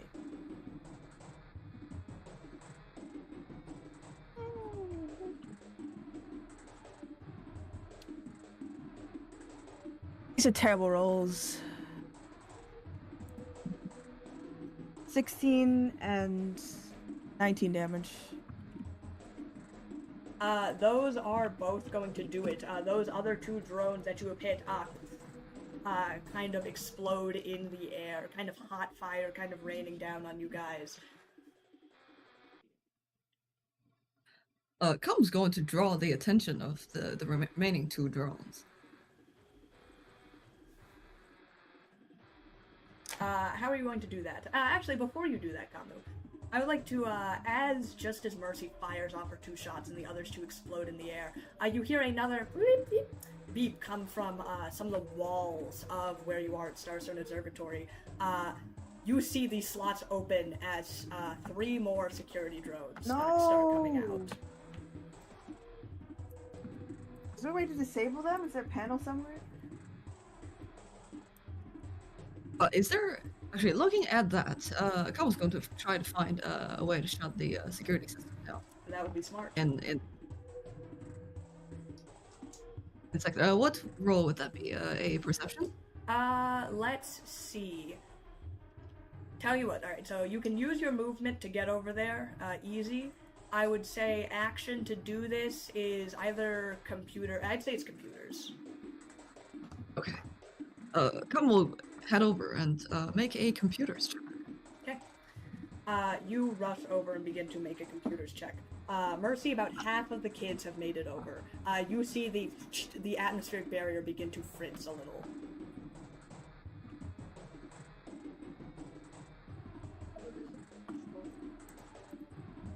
What did you get on computers? That is a 24 for computers. You see the problem is that the surge that had happened from Hawk messing with the computer has, like, put it into a full alert mode that it's not normally in. You can manually disable it. You will have to do that. You'll have to spend your next turn doing that.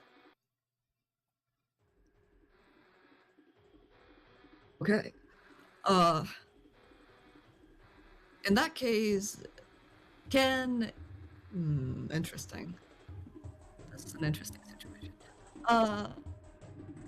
Hold on. We gotta have something random.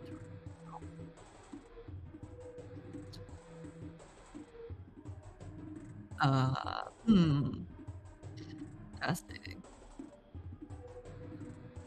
Cum's going to toss random object at the drones to attract their attention. Okay. As a swift action, hopefully. I will allow this. Okay. As a swift action, Cum is going to toss over random object, a random object from their inventory. Probably something that is light enough to be tossed. Either the handcuffs or the shear. Whichever one is closest, Cum will just grab it and then toss it at the... You toss the handcuffs back. You hit one of the drones. One of the drones has your attention. The others, not so much. You're into cop roleplay? I thought I knew you better than this. Tobar, meanwhile, is ushering in the kids. About most of them are going through. Hawk is still on the other side. He is not leaving until all of them, at least have made it. He's the last one behind the pack.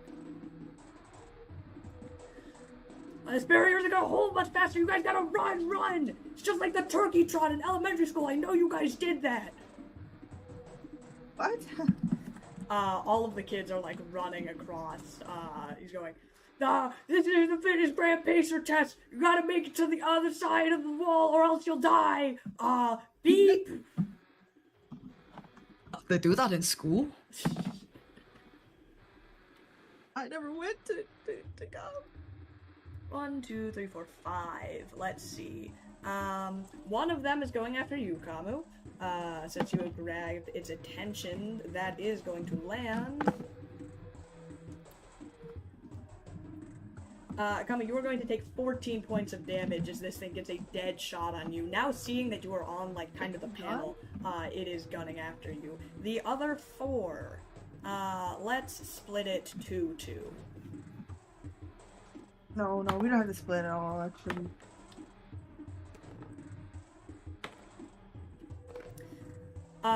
Luckily for you, Mercy, most of those missed. The one on you did Yes! Bro. You get 10 points of damage as one of the drones kind of, swoops down, kind of like leading you back towards, where the edge of the barrier is. And actually, can I get an athletics check from Mercy, please? Oh. Let me be superstar.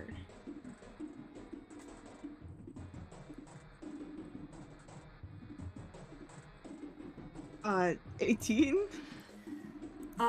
You kind of stumble a little bit, and you are getting very dangerously close to the edge where the atmospheric barrier is, and you do not have a spacesuit. No! Sorry, help me! Well, it is your turn up next, not before another drone flies through the hatch, Kamu, just as you duck. But it is one more your coming. guys' turn. Can I get to safer ground? If you want to, spend your movement getting closer up, go ahead. How are the kids looking? I'll still on say the they bridge? are also, like, dangerously kind of close to the edge. They don't want to get closer because the drones are here, but, so they are also kind of close to the edge. Tobar's kind of, like, looking at you for, like, what to do. Or he's actually kind of, like, motioning over. You see most of the kids are going, the atmospheric barrier kind of fizzles out for a moment. You look back and you see that, the small goblin girl has fallen in the middle of the road, and Hawk is rushing to catch her. They are far in the middle. Dude! You who are hesitating, get over here before the bridge collapses. We'll protect you from the drones. I'm gonna use my telekin.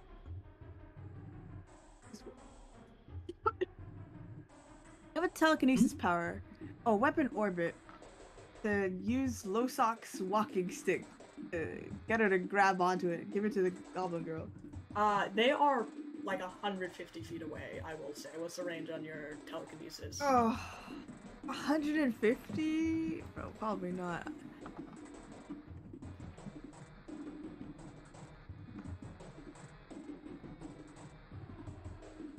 Check. Okay, within 30 feet, so definitely not.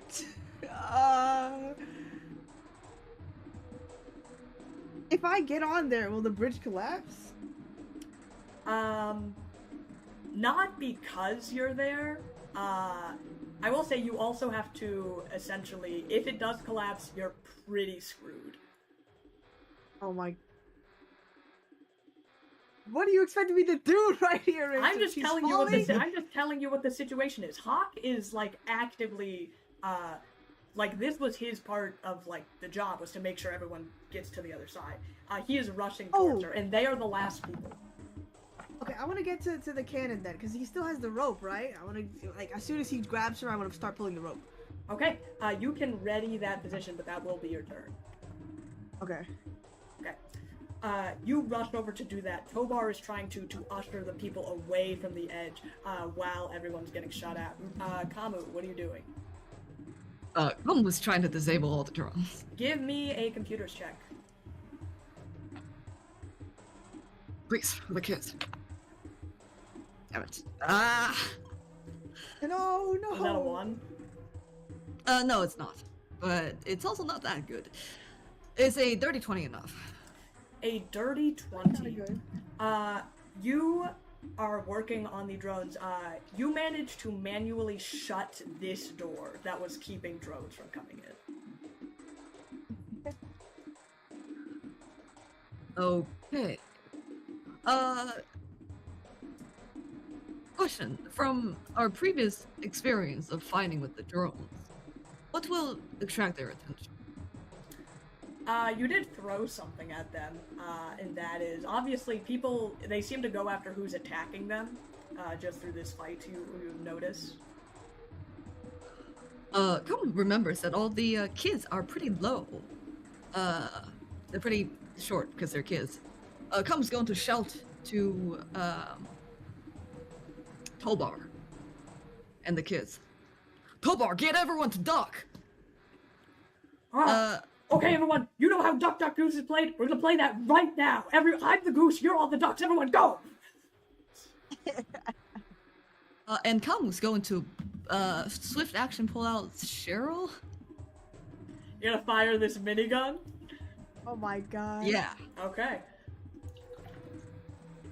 Como isn't even trying to hit any of the drones, just hoping that the essentially the motion and the sound of the minigun is going to attract all of the drones. You are essentially doing covering fire right here. You are granting a bonus to their AC. That is something you are able to do. Kamu, you pull out your gun, and you fire in a sweeping action across pretty much as big as range as you can get it. Let me see. You make a ranged attack roll against this. Huh, fascinating. Okay. So yeah, standard attack with Cheryl.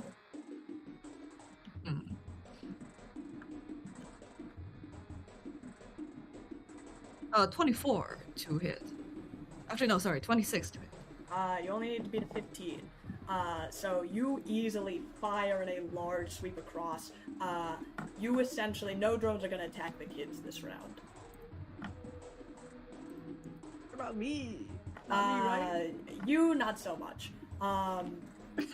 Let's see. We will split this. No! 2, 3... We'll say 4 are going to go after you, Kamu. 2 are going to go after Mercy. No. I'm just an innocent little adult woman. I heard that. I also heard that.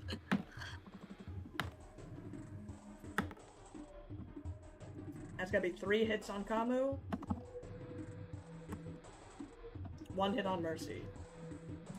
Oh! Mercy, you are going to take 8 points of damage as suddenly 2 drones start to tag you. One is kind of pushing you back, and the other is starting to fire at you. Actually, you are at the winch, so you cannot move too much. But a couple of them are firing. I'm just gonna quick do some bulk damage for you, Kamu. Okay.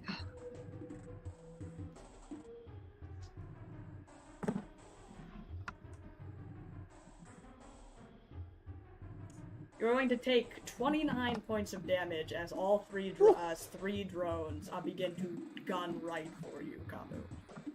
Are you okay? 28 or 23? 28. 28, okay. Okay. Since it's a... okay. Healthier than I Alright. thought. They're like near death's door. Alright. They begin cavalcading on you, being kind of the biggest threat that they have assessed they get over. Mercy, you see Hawk rush over, grab Pippi, and he yell out to you, "Pull the winch!" Alright, I'm pulling! You start to activate it. You see Hawk take off the helmet of his spacesuit and put it on Pippi and grab her. Oh my god. And it's just then as you activate the winch, they begin reeling forward. The atmospheric barrier, it fizzles out. They are being reeled quickly back in. Homer, come here, help me before Hawk dies. Did you ask that to Tobar? Yes. Tobar is like kind of on the ground. Oh wait, now we're gonna play army. So everyone's going to crawl over to that giant hangar over there where we're all gonna pretend that we're being bombed, just like in the wars. And if you're loud, then the evil army soldiers are gonna get you. So we all have to be really quiet, and we have to head over, and no one make noise, and don't get up, or else you lose the game and maybe die. Mercy, you watch as they are getting reeled in, still taking these attacks. Actually, one of the drones, as it was firing you, kind of like hits the machine, this mechanism that Hawk had strapped together. There appears to be a little bit of smoke coming out of it. Oh, but can I repair it? Why don't you go ahead and make an engineering check? Why are you doing this to me?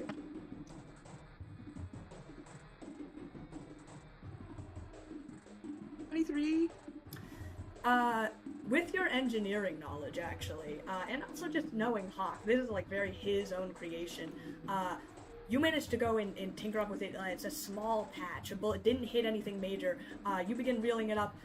It is then that you realize Hawk and Pippi are going very, very fast, and they are going to hit you. Oh, we'll brace for impact. You wait as you get slammed, going like 30 miles an hour, of both Hawk and Pippi. You yourself being a small creature, this is going to do some damage to you. Oh my gosh. You take 11 points of damage as all three of you skid like the 20 feet across the floor, feeling kind of like rug burns. You all kind of like separate as you get pulled across, and the drones continue. Well, I'm sorry that not all of us can turn into landing pads. Literally can't do that though, because they can only use ear array to form one thing. Oh. And it is as you are skidding out on the floor, Mercy, drones kind of turn back to you as they begin advancing and they pull out their guns, about to aim. It is then you watch it as both of them get slammed by this thing that flies through the air, hitting both of them as they kind of scatter to the floor. You look over down the hallway, pulling out his hand, controlling the dwarf star. Deputy Director Donahue is assessing the situation. I really went over to him. Get off of me, Hawk. I love you, and Pippi, here's hugs. Hawk is already off. He is running towards Pippi. You rush over to Donahue. Mercy. Are you okay? Should have figured that you'd be down here. What the hell's going on? I know that the kids are out here. Are they safe? We just saved them. Are you okay though? Like, I want to look if he's injured. He doesn't look that bad at all. He's got some scrapes around. Hawk was definitely in worse condition when you met him. He seems to be, like, have just run here. You think he probably ran here as soon as communications opened up. Oh my, why did you answer my text? Mercy, I've been running around everywhere. I'm sorry, I just didn't have the time. The second I heard about what was going on down here, I ran here as soon as I could. Great! Come shout, Doc, the both of you! The both of you! You get pulled aside as suddenly the drones come swooping in once again. It is now your guys' attack turns. Oh, what? Cole is going to use actually, Cole is going to get closer to the drones and use Cheryl to attack. There's still 5 left, right? I can blow up.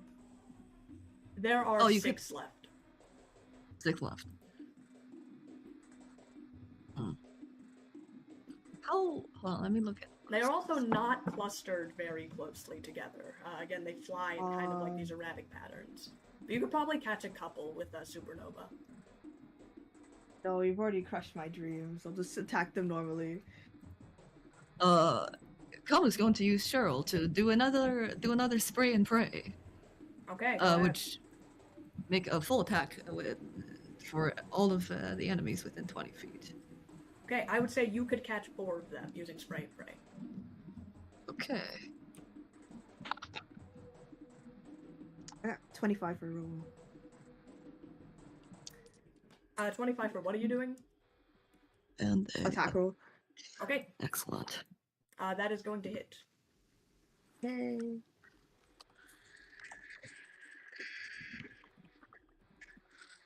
And that is Oh, you really gotta get these things replaced. They're so terrible. I know, they suck. so okay, the attack rolls are 18, 18, 20, and 22. All of those hit. Ooh, all right. Let's roll our 44s. Ah, I dropped Got it. 19 damage. That is a nice hit. Oh, yeah. I'm probably going to get more of that. What's the other? What's the nice one? Oh, it's right there. Not too bad. You're gonna laugh if you miss your turn. Like, if you miss the drones. Kamu hit all the drones. This is the damage roll. Yes. 18 points of damage to all of them. Nice.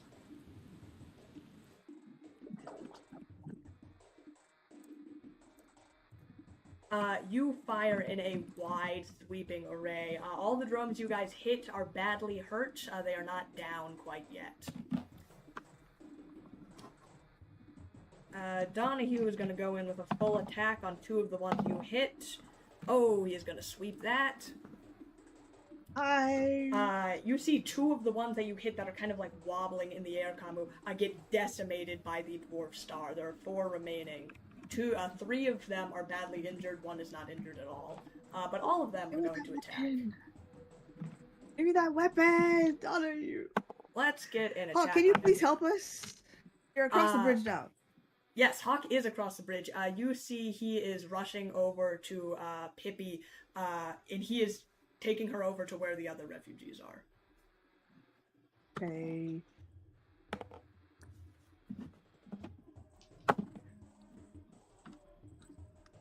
Just as he manages to hit them, you see kind of like Donahue control his dwarf star back. Before he gets hit kind of in the side by one of the drones, he is going to take some damage as he staggers backwards. But all the others missed, so it is back to your guys' turn. Mercy gives some... How many drones remaining? There are 4. 3 are in bad shape. Full attack!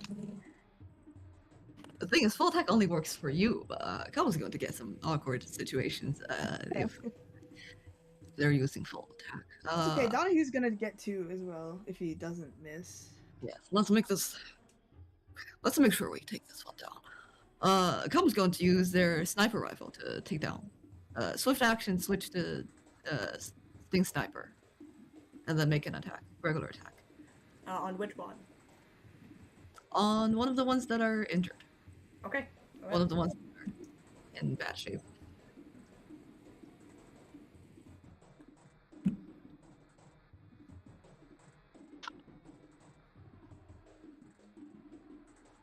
Okay, that is not very good, is it? Will a 14 hit? Is this KAC?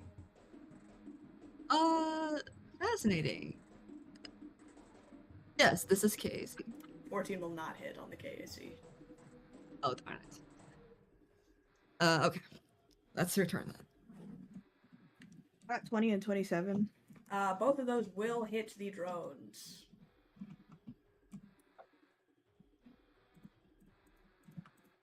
Are you going after injured or uninjured? Injured. Okay. Or uninjured. I trust that Donahue can finish the rest. Okay. Are you doing both of these on the uninjured one or what? Oh, there's only one on it? Okay, I'll do... What is it? 1 not injured and 2 injured? There are 4 total. 3 injured? 3 of them are injured. Okay. I'll do 2 injured then. Okay. What's math? And what is math?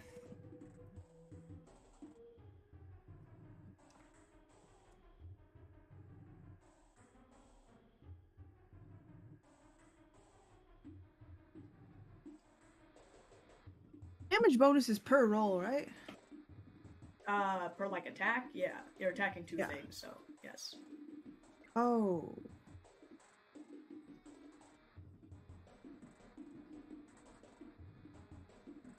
That's 55 damage then. 50. What are you doing?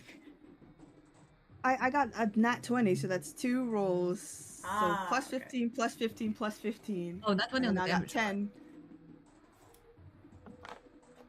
And my damage bonus is plus 45. Wait, what 20 on the... Oh, you got a natural 20 on hitting one of them? Yeah. I got 20 and 27. Yeah. In that case, yeah, split out the damage for which one. So essentially one of them is going to take bad damage and the other is going to take normal damage. Okay. 19, 19, 17.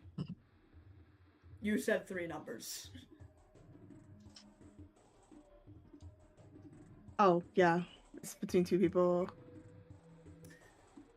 You know, let me tell you this. Both these drones have 7 health, so you're going to take them out anyway. Okay. They explode into these fiery plumes. They kind of like fall down almost, kind of raining. You hear kind of screeches as some of the kids, like some of the fire kind of like falls down over close to where they are. Hey, do you see that, kids? Did I look cool? I know They how to are do math. I crying. know how to beat people. Donahue is going to hit both of these. He is going after one of the drones and the other one. That he takes out.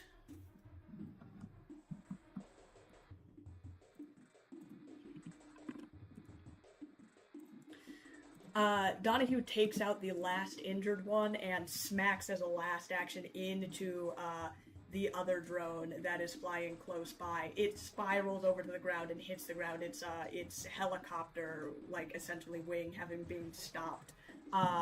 It looks up as it fires, is about to fire a shot over at Donahue, and then a single bullet hits it straight in kind of its optic, and it goes dead. You see Tobar over there with Gorn's pistol. Tobar! You're a hero, but like, please. Get back on Stay me! safe. Oh my gosh, that was like a rush. That was like a rush. Did you see that, Mercy? And it was going there, and it was gonna like shoot Donahue, and then I was like, that's not... You're not in this sector of terra firma, and I shot it, and then it kind of exploded and said, no, Tomar, don't do that, and then it exploded, now it's dead. You gotta work on your catchphrases. Yeah, I've been workshopping it a bit, but I was like, I couldn't figure out, you know when you can't figure out what to say exactly, and then it's like you think about it like a couple minutes over? Okay, Tobar. I should have been like, secure this. That's still kind of lame, but it's better. Getting better. Donahue.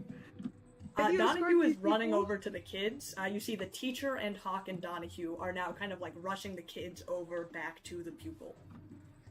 Okay, Hawk, you go with them, man. You're about to die. Go to the medical wing, actually. I am not leaving until I know that every one of these kids are safe. Okay, you can stay with them. Just Kamu, go to the medical wing. throws the spacesuit over to your way. Midway, the spacesuit will sort of almost disintegrate and fly back to come as little particles.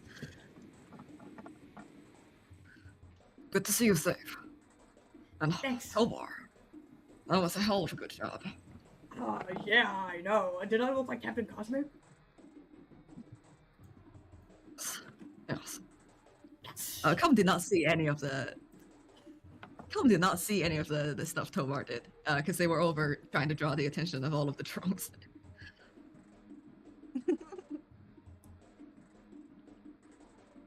Seriously, Hawk, take deep breaths. No risking yourself anymore.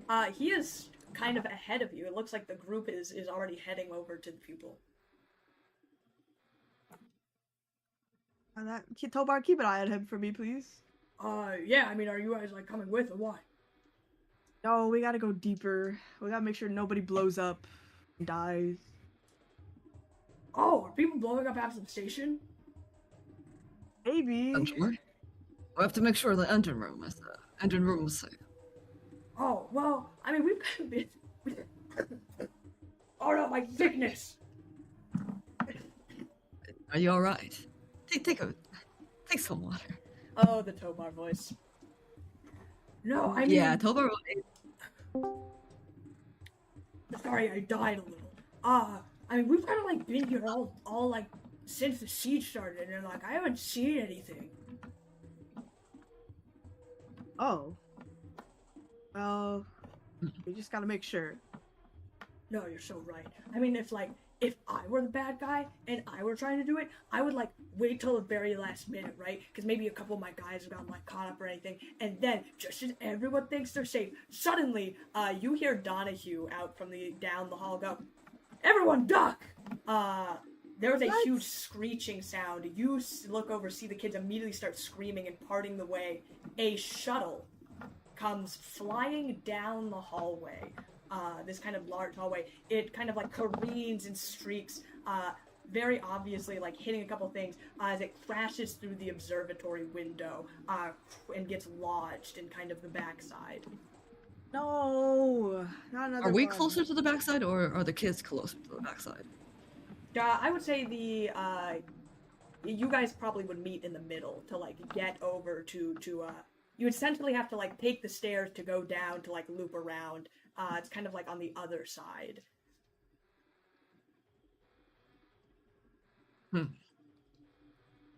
Did it damage the elevator? You see Donahue and Hawk are rushing back. Go to the elevator. Get out. Oh, Donahue, get the kids to safety. The kids are taking the pupil elevator up. You could go with them. Go with them. You're no condition. Not till I figure out what's going on here. Oh shit. Can everyone give me a perception check, please? I don't want to see the Sheeran spilling out of that the shuttle.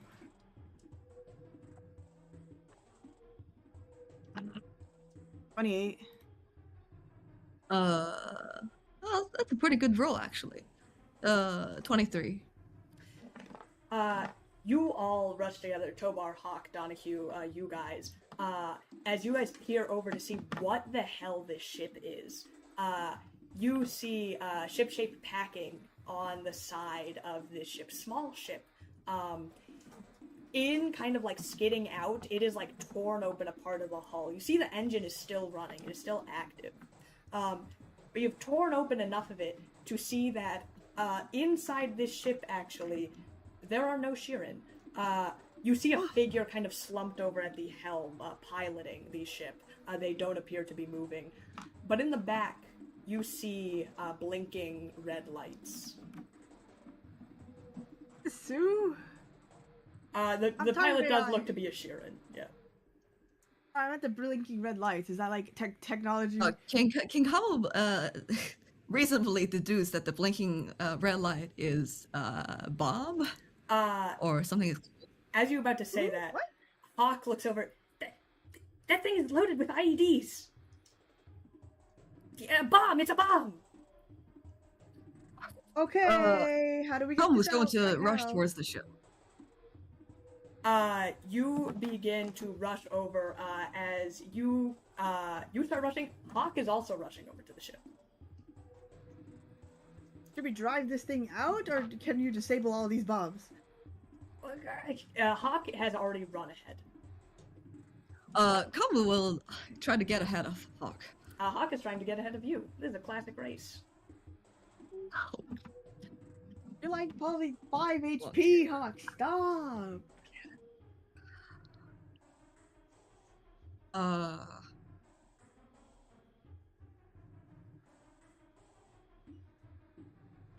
What are we contesting again? Athletics or Athletics. acrobatics?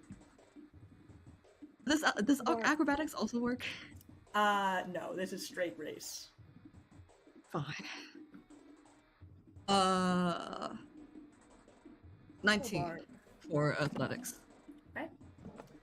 Hawk does beat you. You see Hawk rushes over to the ship. He is kind of like stepping outside. He's not entering it because he thinks that might... You can see he's being very careful not to accidentally set anything off. He rushes over. You see he's trying to he's pulling out his console. He's trying to essentially analyze what this thing is going to do. But he is not touching it. Tobar, what would Captain Cosmo do if there's a bomb in a ship about to explode? Well, usually, Donahue starts rushing after the rest of them. Donahue's kind of looking, Tobar's looking, should we go over there? This is kind of like, I don't know if this happened to Captain Cosmic. What? You know everything, though. Fine. I don't want to get closer, but I guess I will. You stay here, Tobar. You stay there. You're just alone? Yeah, you're gonna guard us, like, if there's any ambush happening. Oh, okay. Alright, I can do that. Goodbye.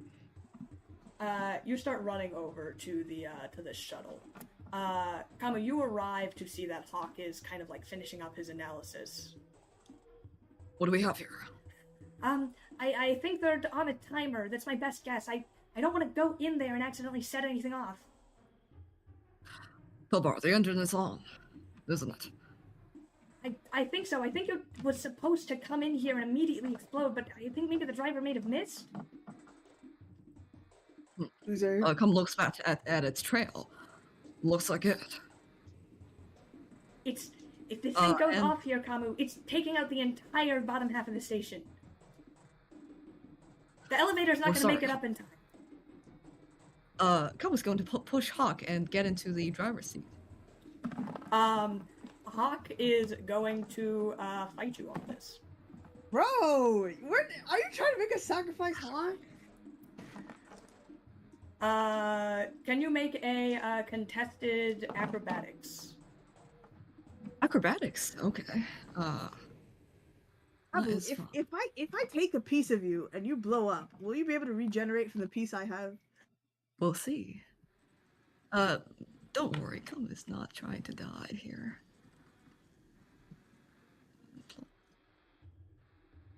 We got a 31. Kamu has a 31. Hawk is clinging on to you as you step into the ship. Kamu, what are you doing? Let's talk about this. Hawk, we can't disable this many bombs. I within know a short that. time. We're going to launch this into space. We're going to activate the space. Right, with you in it. I'm not stupid.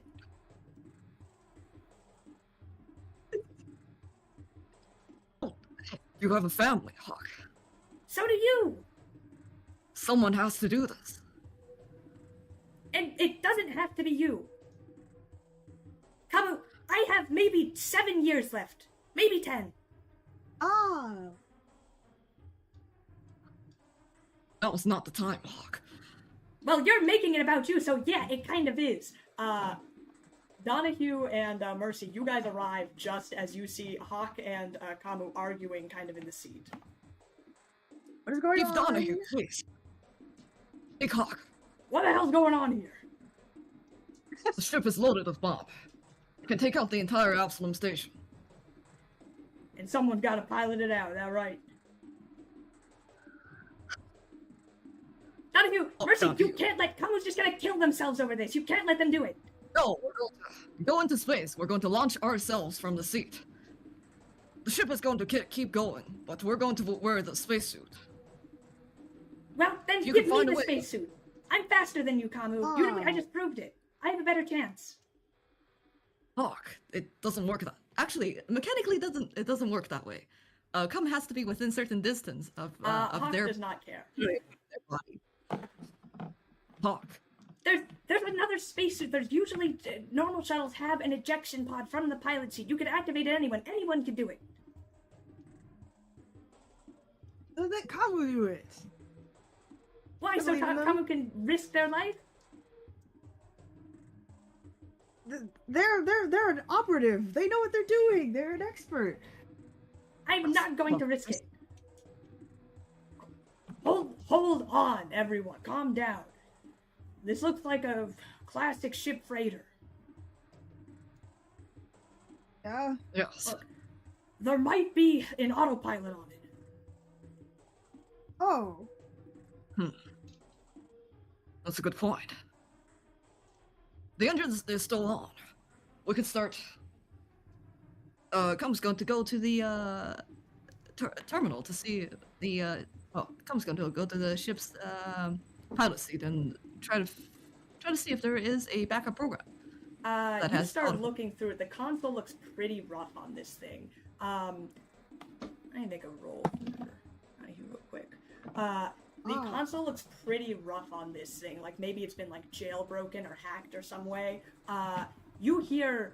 Mercy, you see Donahue kind of, like, start to look out the back and start, like, scoping it out.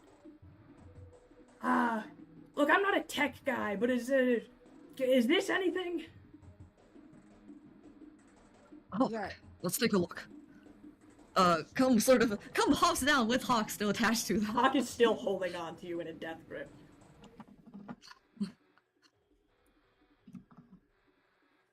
Come's going to go over to where, Donahue is. All of you kind of manifest down behind this shuttle. As Donahue's kind of like looking at it, he's like pointing over.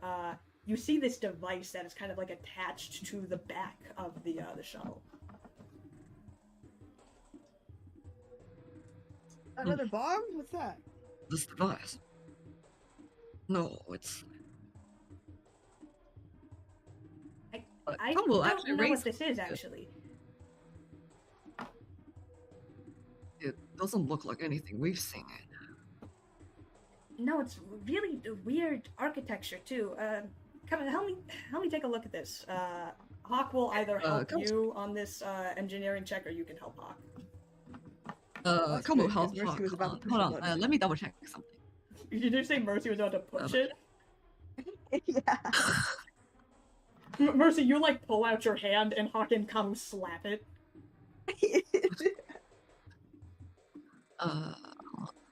Hawk definitely has more engineering than Come. So Come's going to help Hawk on this one. Go ahead and make an engineering. Engineering, what do we need to beat to get to Hawk the bonus? Usually for the help action, it is not that high.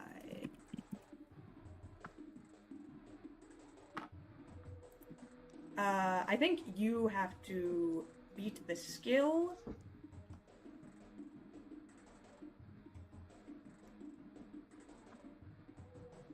Which is? We got a 22. I will call this a 20. Okay, we rolled a 22, so... Okay. I mean, we didn't roll a 22, the thing is a 20. Okay, and Hawk needed it. He rolled low, unfortunately. But he does have a huge bonus.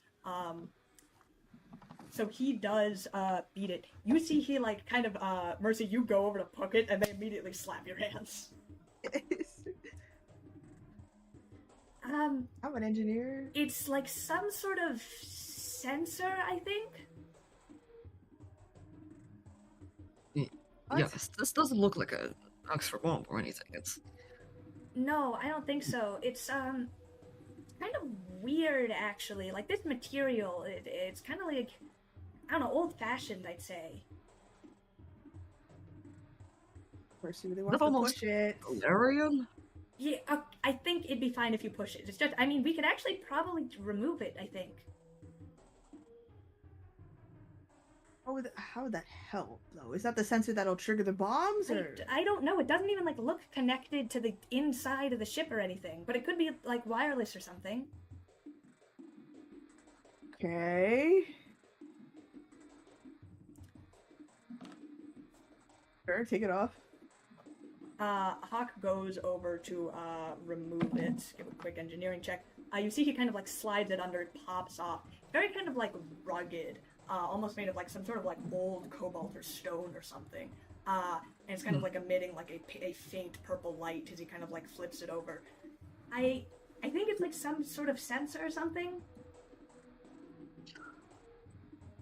But a sensor attached to the outside. What would be its purpose? I don't have any idea.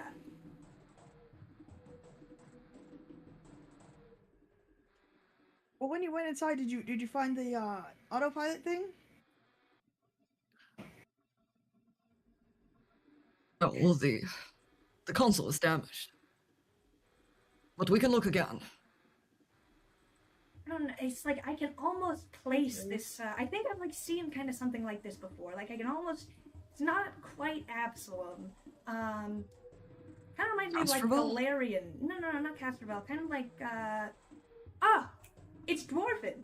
And just as he says that, you see the ship fire up. What is happening? Oh! Get on the ship right now! The door is closed on the ship as No! you guys notice that Donahue did not follow you back to look at the strange device on the back of the ship. No! I want to freaking jump onto it or something, man. Click onto it. I'm not letting him go out there. You see Tobar is rushing over to the back of where you guys are, kind of like looking around frantically.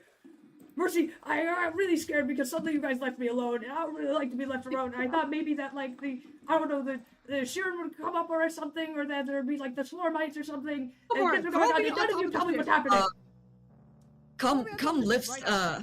Come stand up, kind of holds Hawk on them, while they walk over to block Tobar's view. Hey kid, What's how are the happening? Why how are won't the you other ever tell kids me? doing? They're like, I don't know. They ran over to like the stairs, and they're in the elevator right now. And, like they're gonna be fine, I think. Yes, I want to get in. they're going to be fine. No, I want to get in front of the ship or something. I want to land on top of it or get on top of the windshield or something. You may make an acrobatics check to try and climb onto the ship, and it will be very difficult. Actually, Also, Will it help if I use my... someone might stop you. Oh! You're not doing this to me, Rachel! or stay here. Oh, first. natural 20! Natural 20! Kama's going to try and contest this. No! Kamu, Natural make a 20. contesting athletics check. I know. Can you contest a natural 20? If you get a 20. Hey, no. Okay. Is this acrobatics? You were trying to stop her, so yes.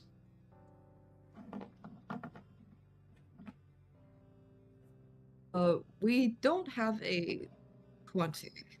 Yeah, No, good, we good. didn't. Okay, now let me climb on. Mercy, I would say you rush past. Kamu tries to stop you, but you push past Tobar as you launch yourself over onto the hood of the ship. It is very slippery. You have trouble getting a grasp on it. But you see through the window Donahue in the pilot seat gearing up. If you take off right now, you're taking me with you. The ship kind of goes into, you see it is off the ground now. Tobar starts going, Mercy, what are you doing? It's dangerous! I'm slamming on the window. I'm not letting him take off. Tobar is also going to try and get on with you. Wait, stop, Rachel. No! You're in danger and he's going to try and save you. Wait, I'm fine. You can't kill both of my characters at the same time. So thinks you. Tobar rushes over to try and get on there. Kamu, do you contest this? Yes. Yes, Kama will contest every single Kamu is kid. trying to stop anyone who is jumping onto the ship.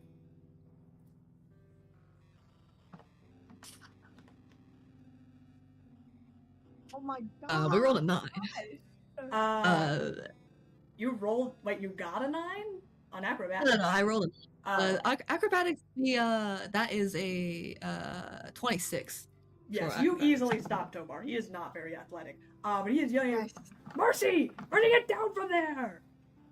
I will when Donahue lands this ship. Mercy is gonna blow up half the station. It's gonna kill all those kids. We have Kabu's plan, okay? We'll rip off a part of, or like, he's gonna eject himself, and he has a spacesuit. This isn't Kamu's decision, Mercy. Why? And it's yours? How is it yours? I'm the deputy director, Mercy. Safety is my whole job. Oh, I'm not letting you. Mercy, you're a good So kid. click it on. And I'm really proud of who you've become. Up. But there are bigger things for you and Kamu to do. I'm just, director of the station. I'm gonna use. Can I use the static? Can I use the static to defuse the bombs? You begin to reach out to the static. Donahue kind of gives you this look. He's going to do a maneuver in the ship. No, no. Please make an athletics check. No. Mitchell, please. Oh. 25. Please, please, please, please. And all the rest of you, Mercy, this one's gotta be on me. Take care of Tomar, No. he needs it. I'll Mitchell. see you when this is over. He What? goes through, he launches kind of the ship. You slide off of the hood. You wanted to take a bit of damage from this, as he has to get pretty fast, actually, to shake you off. And as you What about do, my static? you, in a desperate attempt, reach out towards the static. And for a moment, your vision kind of whites out, and you see almost a vision not from you, actually. You see a look at your crew, Kamu desperately trying to hold Tobar back. Tobar, who is trying to rush, Tobar is yelling about what Donahue is doing. Hawk is also trying to stop him. Hawk is actually rushing towards you to try to save you. And in the back, you see the dwarf star laying on the ground behind you. And What does that you mean? fall off of the ship. Let's see if Hawk No. gets to you in time. You fall and you get caught by a disc of light. Hawk's signature spell. As you do not take your falling damage, you see the shuttle. It scrapes down one side, continue careening as it starts heading towards that gap that is in the Starstone Observatory deck. You said the dwarf star was in the back of the ship? No, the dwarf star is with you, behind you guys. Wait. What? He left it behind. Oh my. Mitchell! You see the ship flies out. Tobar releases from Kamu's grip and starts rushing towards where the ship is heading towards. Donahue! Donahue, what are you doing? Donahue, we gotta, Kamu has, a plan or something. Or we're just gonna, throw the bombs out or something. Mercy! Mercy, talk him down!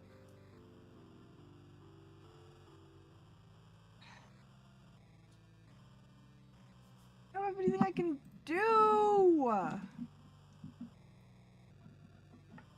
Kamu, what are you doing at this time? I was going to go pick up Mercy from Hawk's hovering disk. Oh, with the disc! Hawk, can you, send me up there or something? Hawk kind of gives you this look. The ship clears the atmospheric barrier as you see it turns out heading into deep space. You see it begin to rattle through the atmosphere. There is something ejects out the back of the ship, and it explodes. What ejected? You watch the ship disintegrate into pieces. The last piece of flotsam. It is person-sized. So you tell me what that is. Or she's just gonna wait there. In almost kind of slow motion, you see Hawk recognizes it first, and he pulls out his comm and he starts rushing ahead. You can't really hear what he's saying. There's kind of this loud ringing in your ears. And he is calling, Kamu, you know what Hawk is doing, and you immediately pull up your comms terminal and you start contacting Venice and Eriko to get back on ships. What is ejected from the back of the ship without a spacesuit is the deputy director. Why did And he just let Kamu do that? Why did he do that? and the ship in space debris, everyone continues to immediately call everyone that they know as you feel very dizzy, almost like taking a deep breath, and you feel in that last moment of connecting with the static, Mercy, that the siege is over. At what cost?